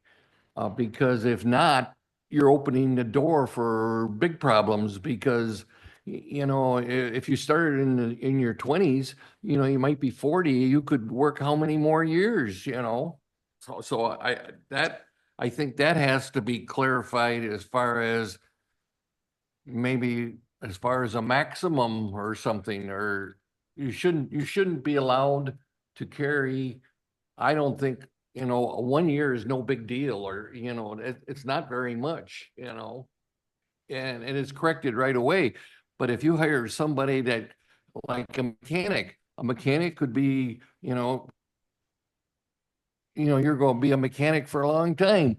And something like that, well, is that going to be fair to the rest of the people that just get hired, you know?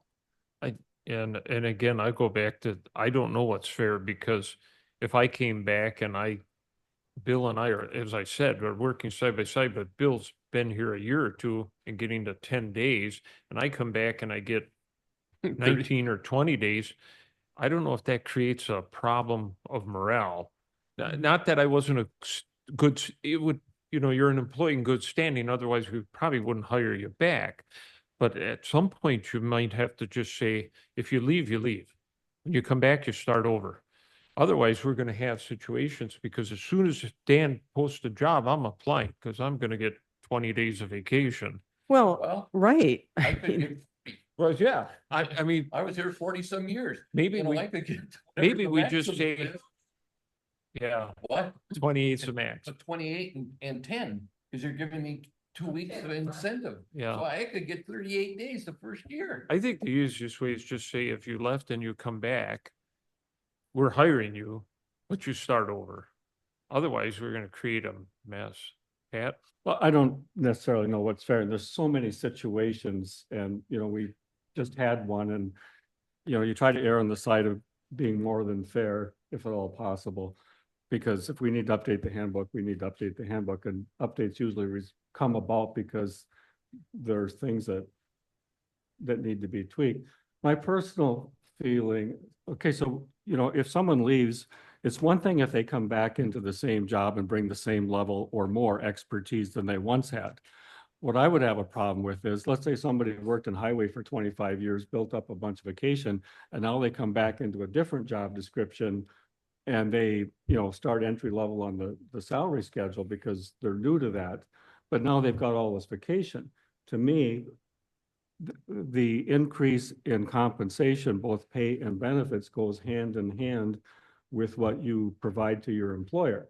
To start someone off, especially if they're in a new category, with this excess vacation, it doesn't really reflect the intent of the wage study, which is, as you grow as an employee, we give you more pay, we give you more benefits, in vacation in this case.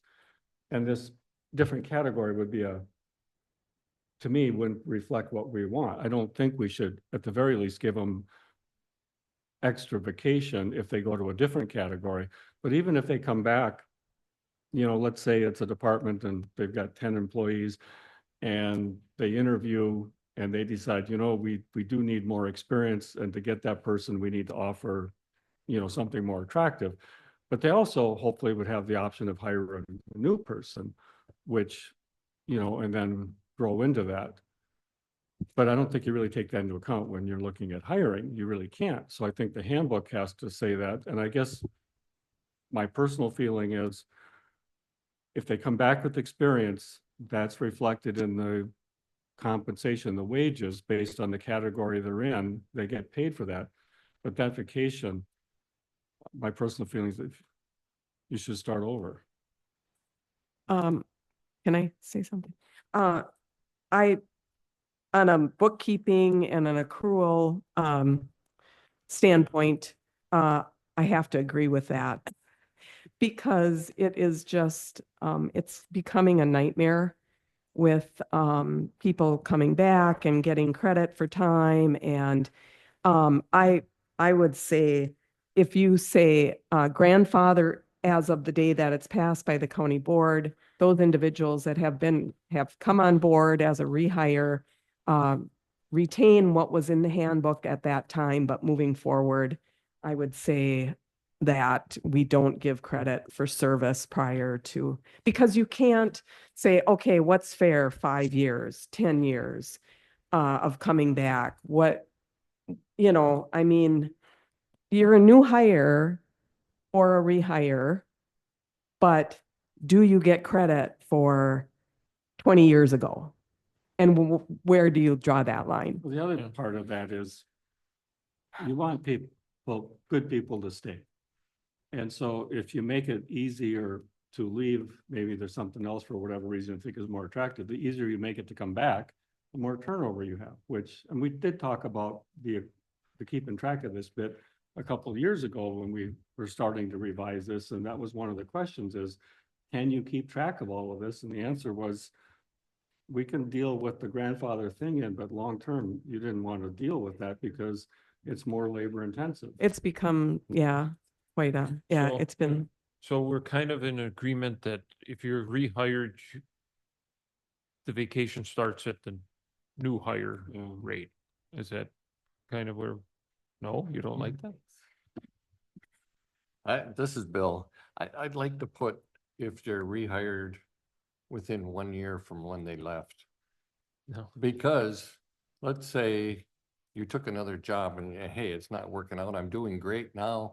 And now I want to come back, I would say if that's my own personal feeling that if you got rehired after, let's say you've been gone 20 years, start from scratch, but within a year. But see, that's what we're trying to get around. We're trying to not have that issue. We're trying to say, if you quit, you're terminated, and you come back, you're a new employee. That's simple as that. That's simple as Yeah. that. Otherwise, you're creating an accounting nightmare. It's just.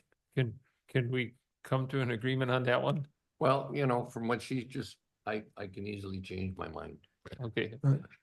Okay, so the next question comes back, because we just had it with Samantha here. So the county essentially gave her 4 weeks of vacation in a 1-year period.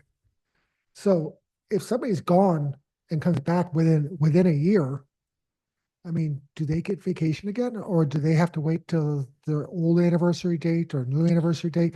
They're a new employee. They're a new employee. Whatever But- that handbook says, I don't care if they were gone a month. But I think we need to have something in there that says, if you have received a hiring incentive from Ashland County, you get it one time. One-time hiring incentive. Right. I guess I Yep. was in favor of giving the person the 2 weeks, but I was in favor because Ashland County's letter to her told her that she's getting 2 weeks. Otherwise, I wouldn't have been in favor of it. But seeing but the county should be made aware when they hire someone, Right. they shouldn't offer them things that they're not entitled to offer them. Right. And I guess that was my whole point. Right, and Sue and I didn't realize that she was gone only 6 months at the time Right. when that letter went out. Pat, So I would agree with that one-time in hiring incentive, just once, and that's that. And then after that, you're new, that makes it manageable on your end. One time per social security number. And then, so it's one time, and then after that, you come back, it's new. But there's cost to hiring, you know, you've got to advertise, you've got to get, you know, interviews and all of that stuff. And, you know, the wage study in part was intended to make it attractive to stay long-term. And we don't want people, you know, kind of in and out of the county either. It makes it harder. I do want to say, I remember when this issue came up to the county, on the county board, and Mr. Ray made the amendment to give everybody 2 weeks of vacation minimum. I do not think it was his intent. That's my personal opinion. And he's not here to clarify that, but I would like him to clarify that. I don't think it was his intent to create a hiring incentive, a one-time hiring incentive. It was his intent to say you get 2 weeks of vacation as soon as you're hired, and that's it. It's not an incentive. So I am going to ask that we continue going through this, but that we table it till the next meeting so Mr. Ray can be here to tell us what his intent really was. And I think we need all 5 committee members to really talk about this, to come up with a final version to send to the county board. That's my request of you guys after you're done talking about it. Yeah, I'm happy to wait till we hopefully get all 5. But from sitting next to him and having had a conversation with him, his intent was, and this way, Sue, you might have some time to think about language, was you come in and the first year you're here, you've got 10 days that you can take. So there's this issue of when you get hired, you've got 10 days in the coming year to take vacation. And then the intent is, well, when you start your second year, you've got another 10 days to take. Because otherwise what it was you come in that first year and you didn't have anything available. So that's the issue that he was trying to address, as I understand it, from what was said in the board and then from sitting next to him. And so somehow that language, if that's what we end up with, needs to reflect how that works in the handbook, but also for you for record keeping purposes. So I would say that, because 99.9% of our hires are going to be, you get 2 weeks of vacation to use in the first year. After your first year, you get another year, and so on, as listed. It's the question, to me, it's just really the question of rehires who are rehired within a year period. Because they've already received that vacation for that year period. So, like, again, the Samantha situation, she essentially got 4 weeks of vacation in a single year period because of the letter. So how do we treat the people to me, anybody who's been here, gone over a year, just treat them like a new employee and they just go on the schedule like we do. That just seems fair. But what do we do with people within the year period? I mean, because, I don't think people are intentionally going to quit and then come back in 6 months. That just doesn't really make any sense. But at the same time, in fairness to everybody else, I mean, how do we handle that? And I think that's the biggest question Sue and I have. Okay. Would it be proper to put in there that they're only entitled, leave what's there, but put in there that you're only entitled to 1 incentive per That's kind of individual? what we, Per yeah, individual? per employee, yeah. And I guess the question is, Pat, was the intent to make it as an incentive, or was it just to award It's vacation? just that if you come in and the first year you cannot take any time off, 1, it's hard to attract people, but 2, it's just a long time for an employee to go without other than. But we do have 40 hours of sick leave and 30 hours of personal time that a person Yeah. gets upon initial employment, so. Do you get paid for your personal time? Yes. Yeah. Yes. No, if you don't use your personal time, it gets rolled into your sick leave bank. But you do get paid for But it. if you do quit, you get a prorated amount of your personal time paid out. But not your sick time unless you're retired. Right. So it's just Okay. these single issues that become thorny in the handbook, and which is why we constantly have our reviews of them. Okay, so do we want to? Why don't we go through some more of them, and then we're gonna have the whole committee.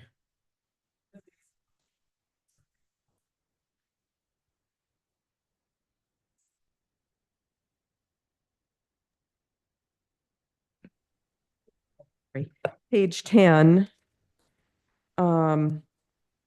So under vacation leave, under the days, we do have, we took out some and put some different words in. So we took out new hires shall accrue 10 days of vacation during their first year of employment. And we took that out and added new employees hired after January 1st, 2023 shall receive a one-time hiring incentive of 10 days vacation to be used by the employee's 1-year anniversary date. So Sue, why is that sentence in there, given the first line, it says upon hire to completion of 1 year, 10 days? What does that sentence that you just read add or clarify? Which one? The one that's The been, one that you just read, uh-huh. because if I look up and scroll down a little bit to upon hire to completion of 1 year, what is that sentence that you just read add or clarify that isn't in that table? Oh, well, the hiring incentive or It says the one time. Plus it's only for employees hired after January 1st of 2023. I mean, we wanted a date in there so that of when Mr. Ray made his motion for the 10 days. So if I worked for the county before and I came back after January 1st, I would be getting that 10-day incentive.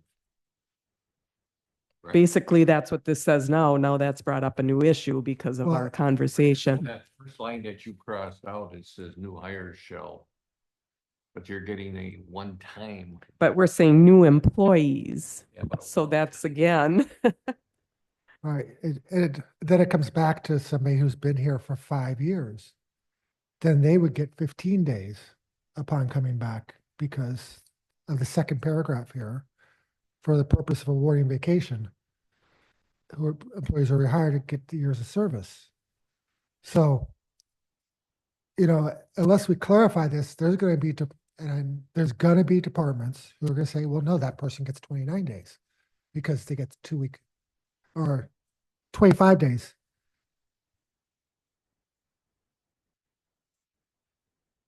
So if they have 5 years of experience already, or they would come back and they're qualified for 15 days instead of 10. And if we don't really clean up the language, there's going to be an argument made that they get 25 days because they get a 2 week hiring incentive plus the 15 days. So, I mean, we need to set some sort of boundaries, I guess, here. And think about how we're going to do it. So I'm probably not going to remember accurately all the details from this conversation several years ago. But my understanding was, if I'm remembering, we were at a point a few years back where people, when they were hired initially, weren't going to get any vacation until after the first year. Now, listening to what you said and they're saying, then the reason I asked about that new employees hired after, January 1st, this 10-day incentive. The reason I asked, what does that add or clarify that's not in the table is, to me, I interpret that as a redundant statement of the first line in that table. If Dan scrolls down again a little bit, I thought that was redundant. I didn't see that statement as an additional 10 days versus what is in the table. I interpret this table to say upon hire to completion of 1 year, 10 days. you got 10 days. So Yep. what this means in that table is we hire you, and yes, in the first year, you've got 10 days of vacation. Right. And that's why I didn't understand that sentence in red. Oh, right. Now I see what you're saying I here. think Yes, to me, yeah. that sentence in red should simply come out because the table addresses, I believe, the concern. we Upon had hire several to the years ago. completion of If 1 year. Somebody didn't get 10 days of vacation they could use during their first year here. But we need to clarify, is it a hiring you know, is it now, then we get back into rehires, is that hiring, you know, is that to get you on board the first 2 weeks? I think my personal feeling is it's a misinterpretation of what we Okay. tried to address several years ago. Okay, That not only did the table, you know, it reflects what we want now, 10 days in the first year. Because I think initially the table didn't have somebody getting vacation their first year. Yeah, You had to correct. wait until you were done. So the intent was to let them take 10 days during the first day. And now the table reflects getting 10 days in the first day, but then there's this other statement stated as an incentive that gives them an additional 10 days. I don't think that was the intent. No, I don't think it was either. And No. So I think No, that it's not. statement in red, to me, just I, comes out. I almost think that whole paragraph can come out. Yeah, Well, no, Well- everything up to the however. I think by having that second sentence in there really clarifies that you can only get it once. So if you quit and came back and then you did that again, you're only gonna get the incentive of the 10 days once. Well- That second sentence, not the one that's crossed out. Well, some, okay, go. the table actually states that. Right, but it doesn't say one time, you Oh. know, that's where we get back into the. So, but is our intent to give It- them 20 days of vacation the first year? I thought the intent was to make sure they got the 10 days. Yes, that's the intent. But it reads right now, like potentially, depending how you read it, they're getting 20 days. well, they do basically, I mean, they could save their 10 days from initial hire and use it right before they get their 1 year in, and then on their 1 year anniversary, they receive another 10 Right. days, so they potentially could have 20 days off. Like you get 10 days as an incentive, and in your first year, you get 10 days. Yeah, I agree it should come out. 20 days in your first year. And that's why we're talking about it, because Yeah. that's obviously Yeah. not correct. I Yeah. think- So what's in red, at the start of that paragraph, to me, should come out. Which is fine, but then the second sentence needs to stay there. But you will only receive it once. A one-time hiring incentive. But that does make it sound like you're getting 20. Mhm. Because it's, you're a new hire, I'm giving you 10 days incentive, and oh, by the way, upon Well, completion, you get 10 days. Maybe we need to, One-time hire. maybe we need to rewrite that to reflect upon hire to the completion of 1 year, and reference that and insert that it's a one-time hiring incentive or, I think you get rid of the whole incentive concept. Basically, the first line, upon hire to completion of 1 year, 10 days. Yep. To me, that's clear. that says it, okay. And that means you got 10 days you can take during your first year. And again, we can ask Brad when he's back, but that was my understanding of what he's trying to do. Because the way it was before, you had to wait a full year before you could take a vacation. Right. And maybe we were trying to insert clarification of that based on Mr. Ray's motion. Because it was new, it's something that we've never had before, so it was changing the schedule and, Yeah, So- I agree with Pat, though. I mean, Okay, so and we're gonna- but can we, I mean, this isn't gonna be decided today anyway. I'd like to talk to Heather and Karen about it just to, and so that we can discuss it and present it the way that we okay, feel. good. This Okay. won't be coming up to the county board meeting. No, no, it's gonna come back here again. okay. Okay. So then, can we move on? Yep, Okay, so then we talked about the second paragraph there, for the purposes of awarding vacation, employees who are rehired by Ashland County. Can we put an edit in there for further review to grandfather in employees that have been rehired, but to not follow that practice moving forward? yes. So anybody, I'm not going to have to retire. People are just going to torch and burn me by the time I get done with this meeting. But yeah, that way we eliminate like people, somebody be gone for 7 years and then coming back and getting 15 days of Right, vacation right away. right. Okay, So these changes will be brought back to us. Yes. And we'll try to post it as early as possible so you can look at it online. Or I can print off paper copy if you want.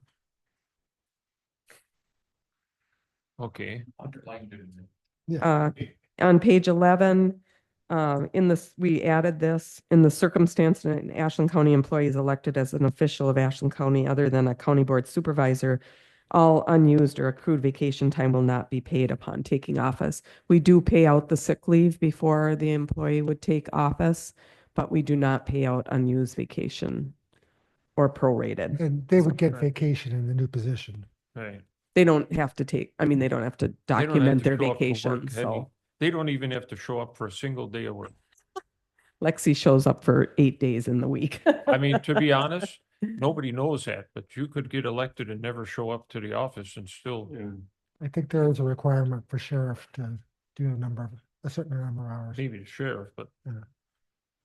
So how does that read now so that if you were, should get closer to the mic, if you were elected official, then you wouldn't get paid vacation once you took office? Right, you can take whatever vacation you want. You don't have to document your I vacation. know, but if you have some built up already, Yep, nope, you don't get it unpaid. I mean, you don't get it paid out.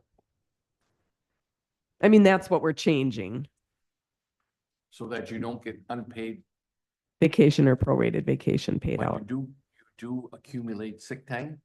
You do accumulate sick time prior to being an elected official, and that does get paid out.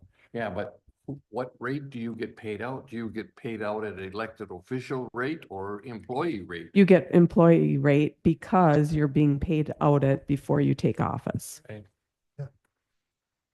Or so you get your sick time paid out right away? As well, yes, prior to taking office, Okay. right, Lexi? Okay. So, if someone's elected a county board supervisor, They can't work for the county. then they can't work for the county. So, So it really applies to the constitutional officers. Elected official, So, not supervisor. so clerk of courts, register of deeds, treasurer, it really applies to them. So like Lexi, sorry, your hair's soft to pick on you. So, Sandy Paido retired as clerk of courts. Under state statutes, the chief judge in the county, and we only happen to have one judge, so that would be Judge McKnight, appoints a new clerk of courts to fill the remainder of the term until there's an election. So Lexi now holds a constitutional office. And so she was paid out her vacation or her sick leave at the rate she was making, and until the point she took office. Now she's in office. She can call in sick whenever she wants. She can take a vacation whenever she wants. So it doesn't affect the elected official. Really. We have to document the liability of sick leave for the auditor, and when they become an elected official, they no longer accumulate. So that's why that came into play. so I'm just wondering if we just couldn't take out the county board supervisor part, because if they do get on the board, then the line above unused accrued vacation time, et cetera, Well, it's saying other than county board supervisor. Because otherwise you have to list each constitutional office. A county board supervisor is not eligible to work for the county. right, but then the line above unused accrued vacation time will be paid to an employee in the case of retirement or resignation with proper notice. So let's say they get elected to the board, they're gonna have to resign to take the seat on the board. So do we need to have county board supervisor in what's read?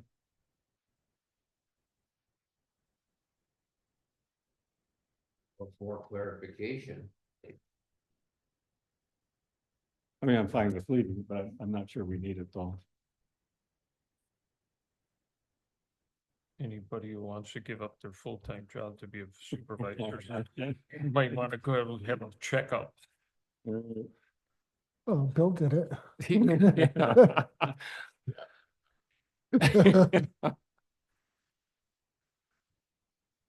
We'll review that. yeah, Yeah. thank you. This is coming back again. Underline the county board. That's what I did, yeah.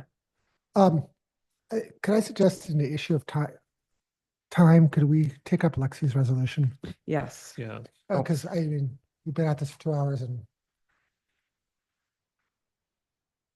we're going to come back with this anyhow. okay.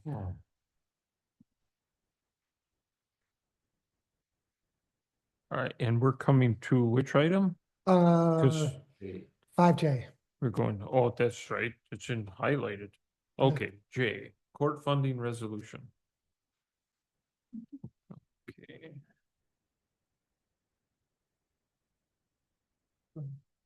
Hello, my name is Lexi Pierce, the Ashland County Clerk of Circuit Court.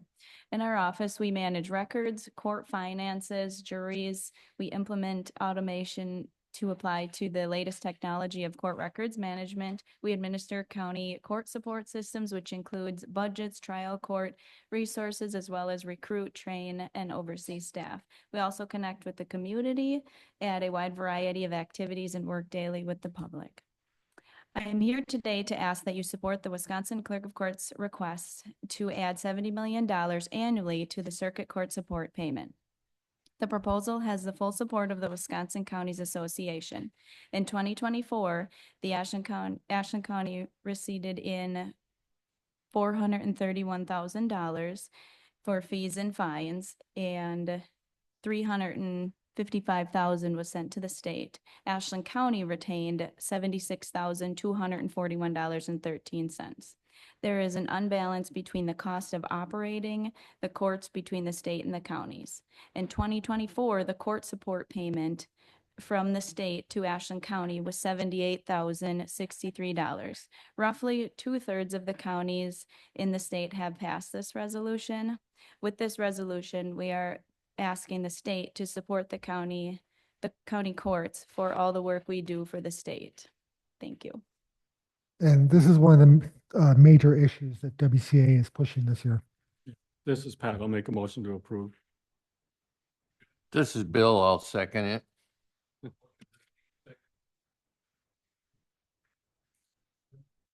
I'm just good luck because it would help. It would, absolutely. All in favor, say aye. I, Thank you. All right, this will go to the county board meeting for May 29th. May 29th at 9 a.m. Okay, so do you guys want to go back to handbook or you want to call it a day? Yeah, we can cover it. Whatever- Microphones, please. Sorry, if we can cover the highlights, this is going to come back to us again. Only because. Okay, let's see. Well, I think on page 12, it's just clarification, changing where the hire date is on the very bottom paragraph. Okay. Or just moving it to the beginning of the sentence. So that's just addressing how we treat people differently as a result of Act 10. Right. At the top of page 13, sick leave from an employee sick bank will be used on a first in, first out basis. That was put in here. We don't know where, how, who. It was never approved at any county board meeting or executive meeting. So we're striking it from the handbook. I mean, maybe you just want to go through and most of this is just cleanup stuff. Well, here's the thing, the FIFO makes sense for employees hired. Which one now? Where are you? I mean, for those who are hired after. So this part where sick leave is first in, first out. Does that apply to all employees, including pre-2012? Well, see, the sick leave was changed. Right. So there are some that were hired prior to 2012, which Right. is the date at the beginning of that paragraph. Right. So wouldn't we want them to have to use that vacate that sick leave from prior 2012? No, because at the time that that all happened, we were told that that was grandfathered in that time, because of course I'm one of those employees, Well, that so. was a decision the county board made. There's no Right, I statute mean, for it was made by the county board, yes, that, I'm just saying financially, we'd be better off with the FIFO, keeping that in there. So,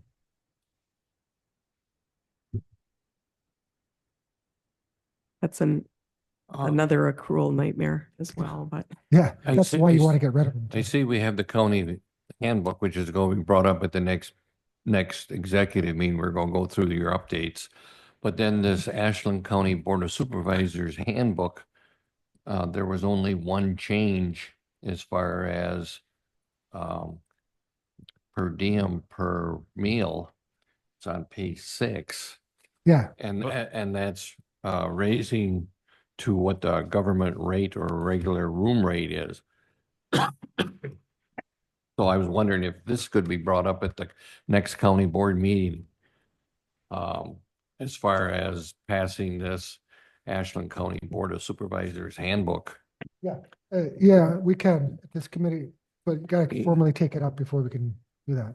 So do we need a motion to bring that up, or? Yes. I would make a motion that we bring this to the next county board meeting with this change as far as mileage and Just a meal point of- allowance. So, just a point of order, um,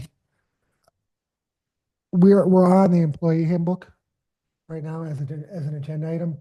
So you'd have to make a motion to table this to temporarily to go to the supervisor handbook, then make your motion, and then we could go back to the employee handbook.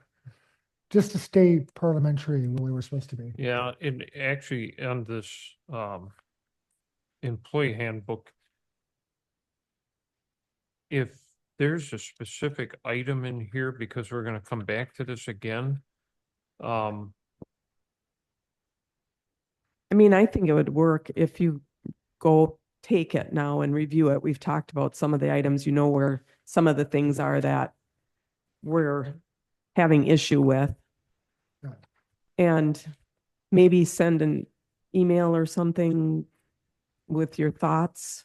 yeah, Um, and then we could send a message to the other two members Right, too, to look right. at those changes, and if they have some question, a lot of it's just cleanup. it is, yeah. So is this group fine with going through the changes that are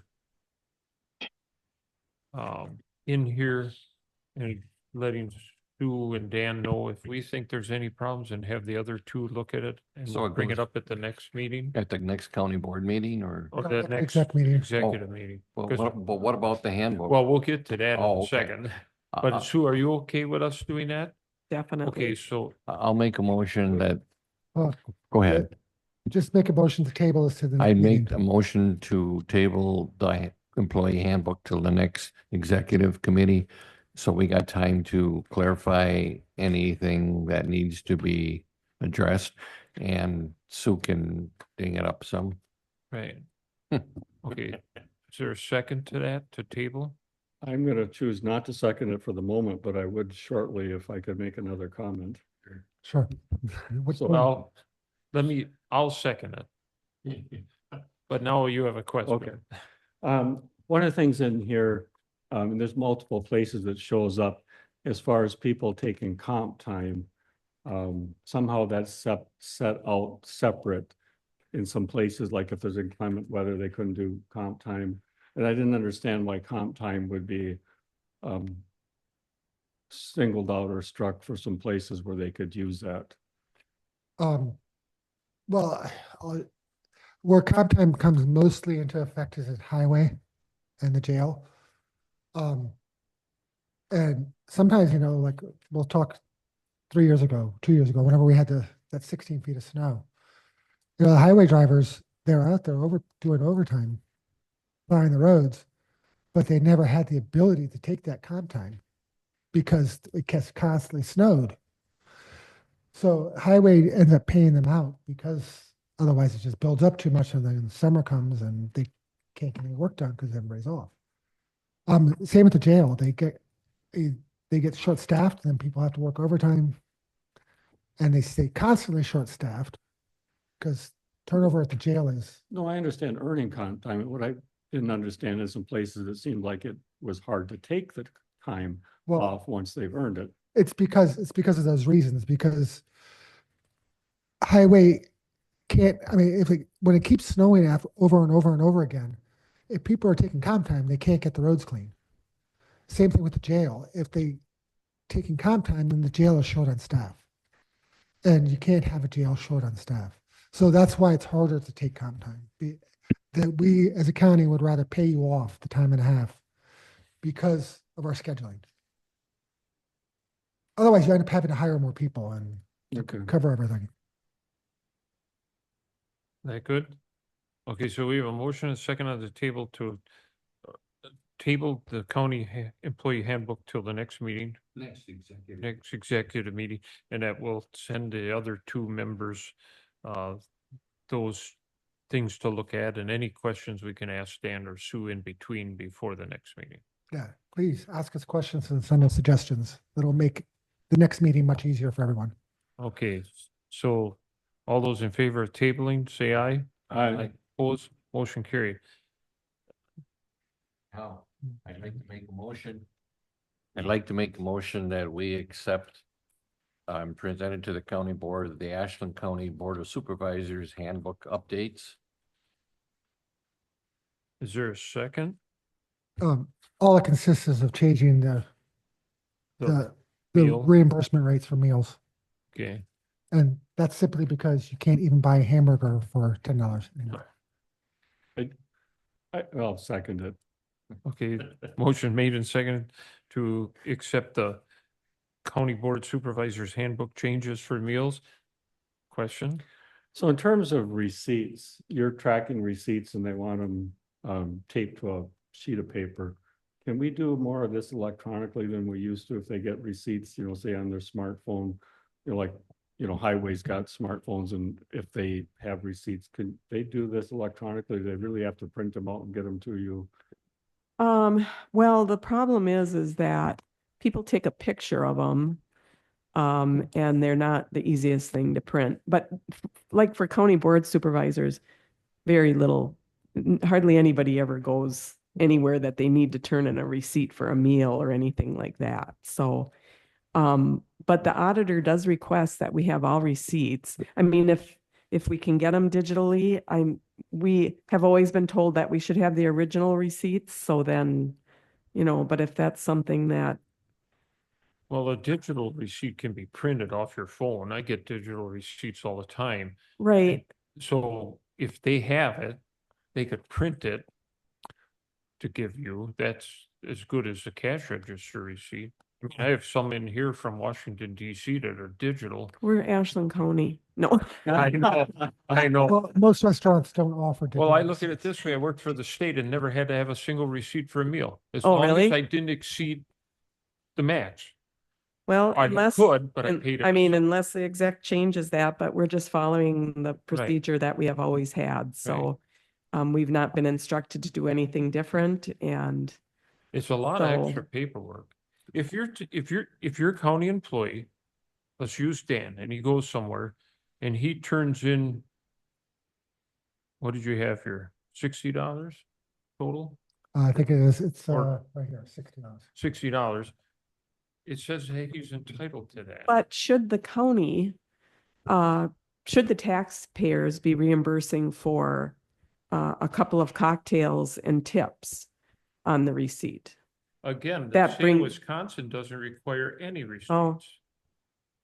And that's a taxpayer funded. Because thing. somewhere it does say that the Right. county does not reimburse for tips or alcoholic beverages. So I go to supper and I get a $25 dinner.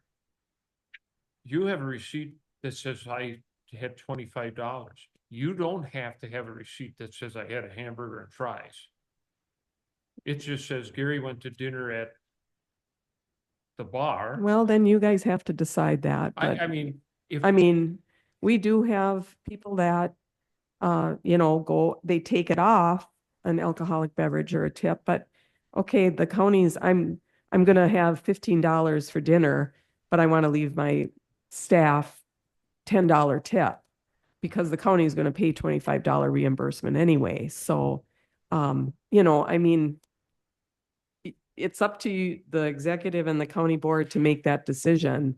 But, our procedure has been that we receive detailed receipts from employees for Yes. meal reimbursements, If so. you've done it that way, that's fine, but Well, does the state allow the county to reimburse for tips for alcohol? I can't answer. Yeah, they that. do. And I think tips are part of a meal. Let's be honest. I mean, anybody who doesn't tip when they go out to eat is, I can see saying no to the alcoholic beverages. yeah. But the tips, it's really hard to go somewhere and not leave a tip. That But it seems, should be Well, part right, of but, the- sh- should but, be part of the $25. Yeah. as an example. right, I mean, I don't care if we need to require receipts, but like I say, I could even tip the motel room and I got to take that off. so here's a question that I have, and it's a question several people have asked me since I've been on the board.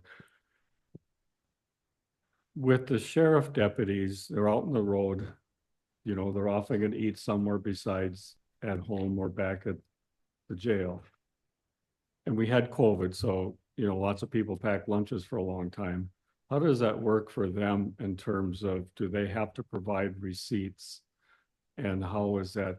they all have credit cards that they use when they buy meals, like if they're going on an inmate trip or something, they What have about credit, patrol during the day if they're, they have credit cards for, and so you have the documentation you need? mhm. So what They all about- turn in their receipts. So what about other employees if they're eating, instead of sheets of paper with receipts taped to them? Well, you have to be out of county to be able to be reimbursed for a meal. So what about the deputies? They're in county. Well, the deputies are under a contract.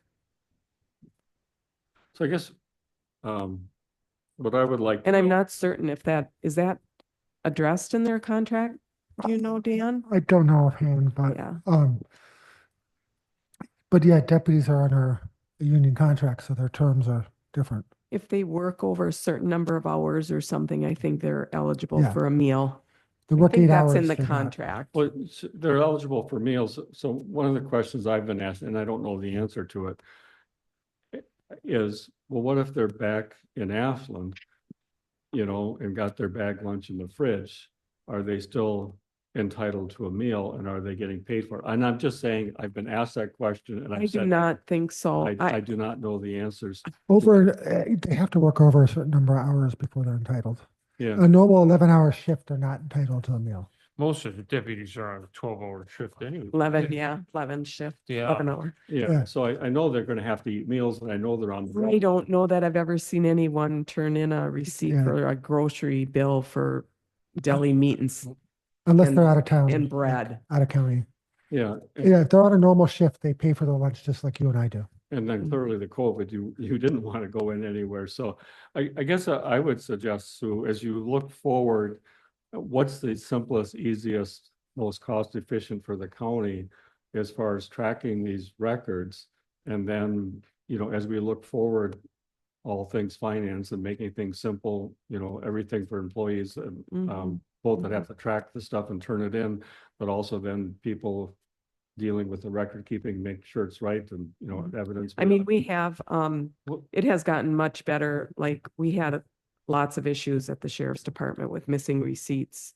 And so that has really gotten much, much better. So So if there's things from your end, and as you leave things at some point in the future, for someone else to pick up, I would like to know what's the easiest and most efficient for the county so that we know that. So when we look at this handbook, because I remember taping receipts to 8.5 by 11 sheet of paper and having to scan it, send a PDF to, Shell Lake, and it was like, oh my God, but you had I to know, do it or you I didn't know. get. the day that I turn my fob in will be the day that everybody's jumping for joy and going, yeah, The constraints are down. We don't have to follow all these stupid old 40-year-old rules. But if Sue, you I have- will never accept your fob back. But so if you have suggestions that we can. I agree, yes. Then please let us know, because I you've got will. all this experience. If there's things that could be more efficient, please let us know while you're here.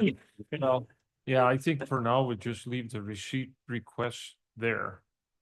That if it. I mean, it has gotten so much better that I hate to change it now because everybody's pretty much on board with how we request it, so. Okay, so we'll leave that. And that's something that can be revisited, maybe after we get done with the handbook, then we'll talk about that kind of stuff.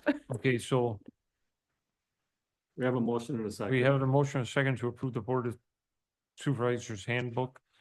All those in favor say aye. Aye. Opposed, motion carried. Now we're gonna go to the county board per diem increase request. I would like to just forward this to the full county board. What was the amount? What was the amount of the request? There was no specific amount. I think we'll leave it up to the county board members. Well, if this is put on the agenda, I think we almost have to have something or I would just suggest that the executive committee is put it on the putting agenda. on the agenda for the full county board to take up, and we'll have the discussion there. Because there'll be difference of opinions of what it should be or what it So should be. this will be on the 29th. It'll be on the 29th, yes, and Right. I'll steal a resolution from another county and then leave the dollar amount blank. Right. Okay, I'll make a motion that we pass this on to the Okay. county board for their discussion. Okay. Is there a second? I'm not sure, there's only three of us, but I'll second it. And there's obvious. I believe it's up to the full county board, so. Good. All those in favor say aye. Aye. Opposed, motion carried. Now, I think, Meeting dates. County board meeting. yeah, county board meeting dates, is that, what is that about? Well, Mr. Metzinger, and I want to say first with committees, the committees are setting their next meeting date at the meetings. Right. So, like, we had finance yesterday. We set the next meeting date for June 11th yesterday with all the committee members present. So that's how committees are handling it. Except for this one, but I just wanted to clarify a couple things. The forestry department meets like the first or second Wednesday of the month. And if there's not enough business, then they send an email canceling it. And the highway department meeting meets the second Monday of the month. Mhm. And the only thing is with the county board, we never know when the county board's gonna meet, and if you have doctor's appointments or other life things, we'd stay away from those dates. But if it had a set date, and I've been asked by 2 or 3 people on the county board to actually have the county board set a date, and if there's nothing on the agenda or nothing that necessarily needs to be brought up, then it'd be postponed. But like, myself, then I wouldn't make a doctor's appointment on that day. If I knew it was like the third Tuesday of the month, I would say, okay, at least we know this is the tentative date. And if you're trying to be gone, or if you're going to be gone, or if you got a doctor's appointment, you can at least set it. Otherwise, you don't have a clue.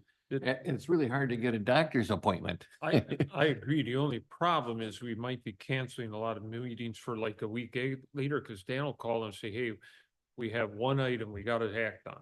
Well, that's the 29th or whatever it is next week, or the week after.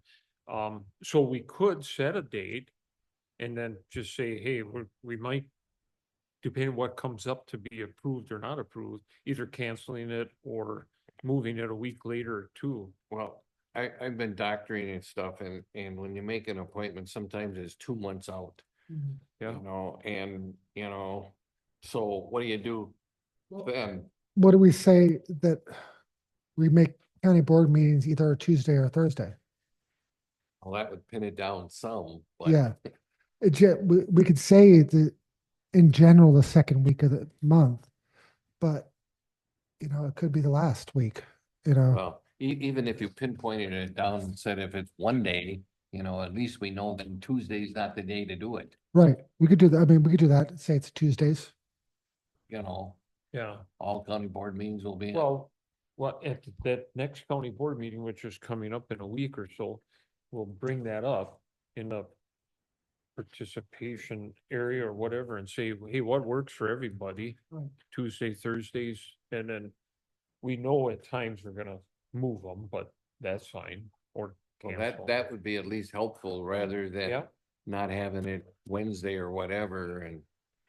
yeah, and I told the committees is multiple times too, and everybody's doing it. Have your meetings whenever you want. That's what works for who's on the committee.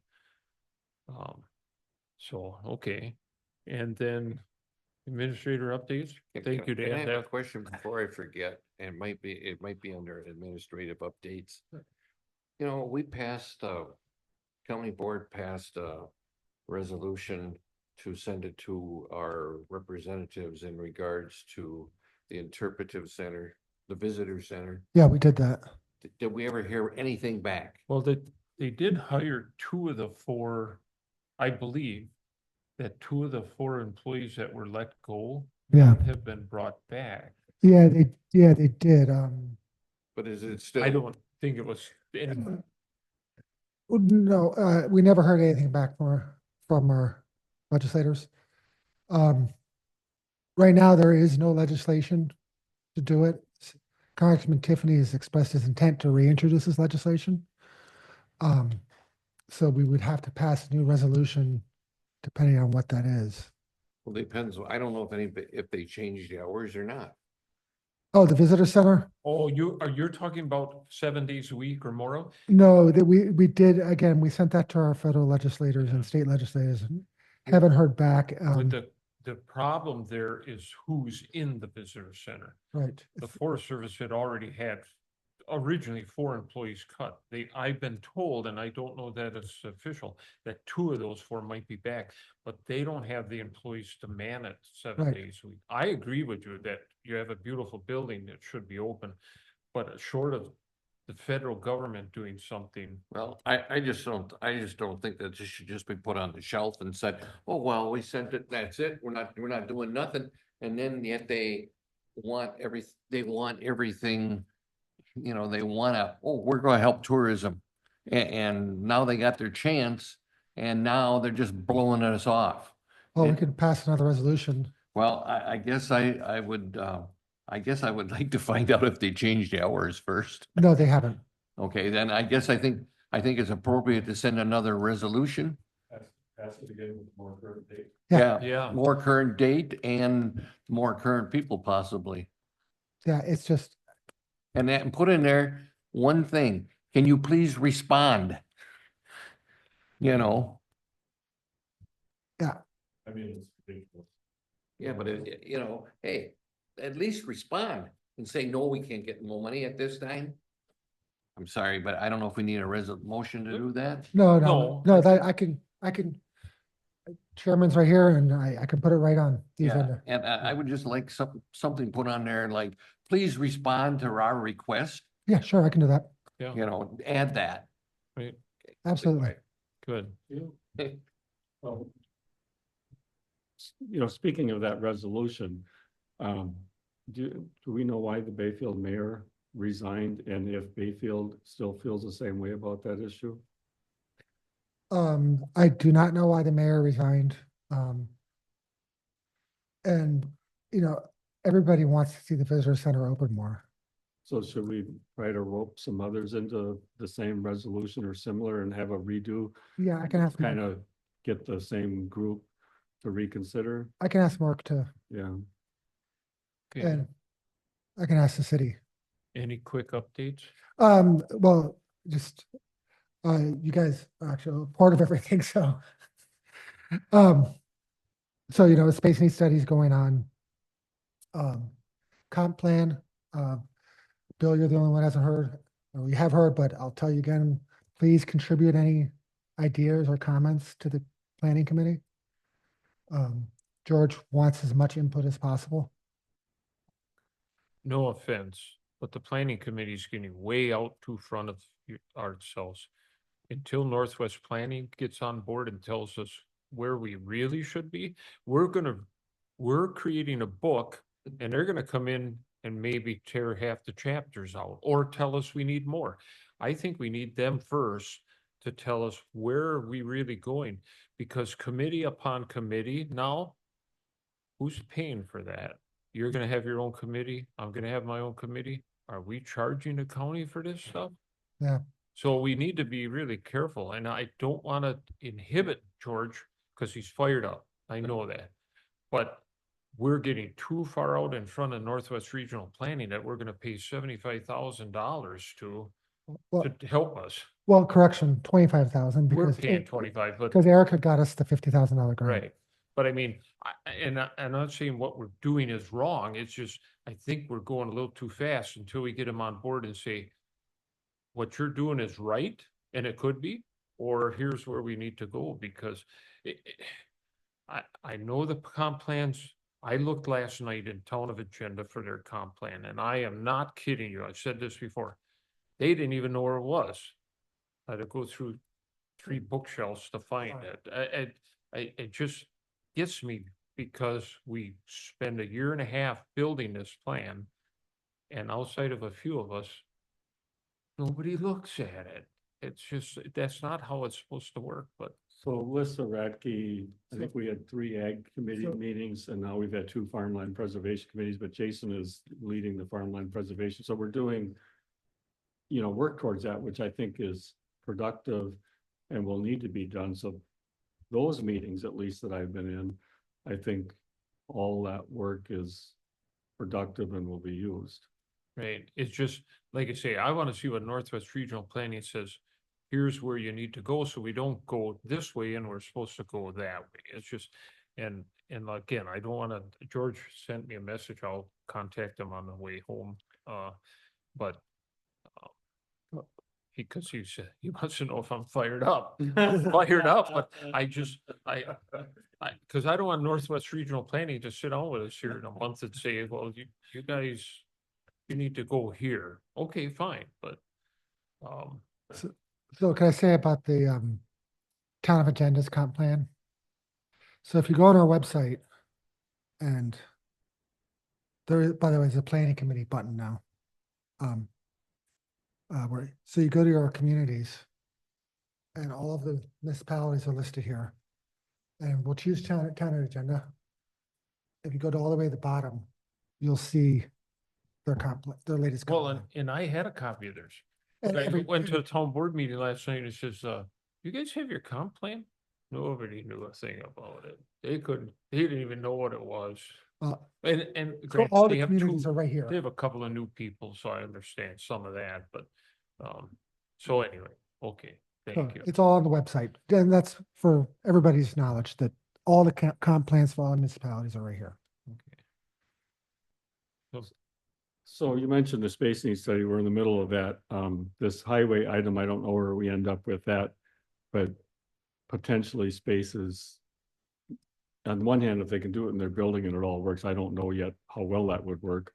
But potentially if the counties could go together, a space might be needed for that. So as you talk to the folks with the space needs study, just sort of keep an eyes open if something might work. And if they're thinking of starting building next year, that might be something that we keep our eyes open on just in case. Yeah, yeah. We also need to address secure storage for the sheriff's department.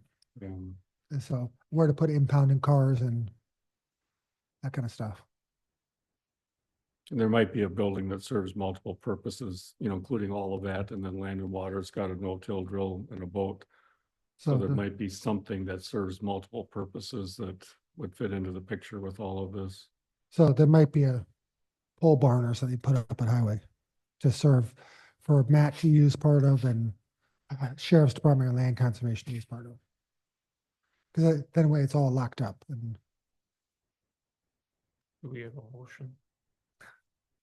You want a motion to adjourn? We need to schedule a next meeting. yeah, we can do. Still on the.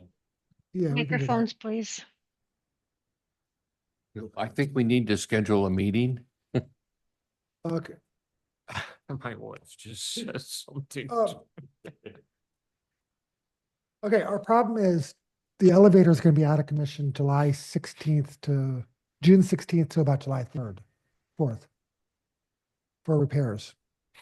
It's only be out 1 or 2 days, but you can't use it till an inspector comes, so. I'd prefer not to hold any committee or county board meetings in that time period. So the meetings are accessible to the public. So.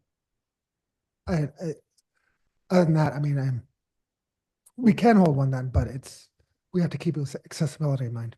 But in terms of needing a meeting, when do you think we need a meeting? Well, the only issue we have to discuss again is the employee handbook. So we could schedule for, After Bill's doctor appointment. well, after the July 4th holiday. Here's what? I've been doctoring a lot. I mean, you mentioned a couple of months, so if we look at, Well, I'm just saying. July, I don't care, Okay. but I'm just saying. what's a good day of the week? Tuesday, How about July 8th? July 8th? tentative date. Yeah. And I guess the thing is, that's like Marty today. Marty had a doctor's appointment that he had scheduled how many months ago? Right. And, and that's, So do you want to do 9 o'clock on that Tuesday or is there better time? well, if we know it's in the morning. Is that Tuesday? Yeah. I mean, if the handbook, well, we need to get it to, I'm not sure it's pressing per se. Right. That's why I'm saying July 8th. And I'm just thinking as we go through budget seasons, if there's requests for position, Well, then maybe a little bit later might give you more time through budget season to see if anything else pops up on hires. Well, I mean, I only know of one other request for position and that was approved by exec committee years ago. We just haven't funded it. The GIS then, IT thing. IT, okay. Okay, so for now, we'll just put July 8th at 9 and if we need it or don't, we'll. Well, I guess, I can see Marty had an appointment for a whole. Right. And so, but I'm just saying, I was asked to bring it up about the meeting dates. Just because it does take, if you've got a doctor's appointment or if you've got something scheduled, you've got to kind of know. And I haven't just been scheduling anything in the morning. And I just schedule stuff in the afternoon to get it done, because I figure most meetings don't last 3 hours. Is July 8th far enough from July 4th that we don't run into holiday sort of We stuff? could do it the next week. Maybe the 15th then and just avoid the whole July 4th. Hmm. What if somebody's Just do got that. Sure. That's family fine. or whatever? The 15th would be fine, but just so you kind of let people know, then it don't make any difference to me. Mhm. Like I say, I've been scheduling appointments in the afternoon. So put the 15th. The 15th of July for the next executive meeting, tentative date. Yeah. Okay, Is there a motion to adjourn? I'll make a motion to adjourn. Pat will second. All those in favor of adjourning, say aye. Aye. Opposed? I hear my voice in the background.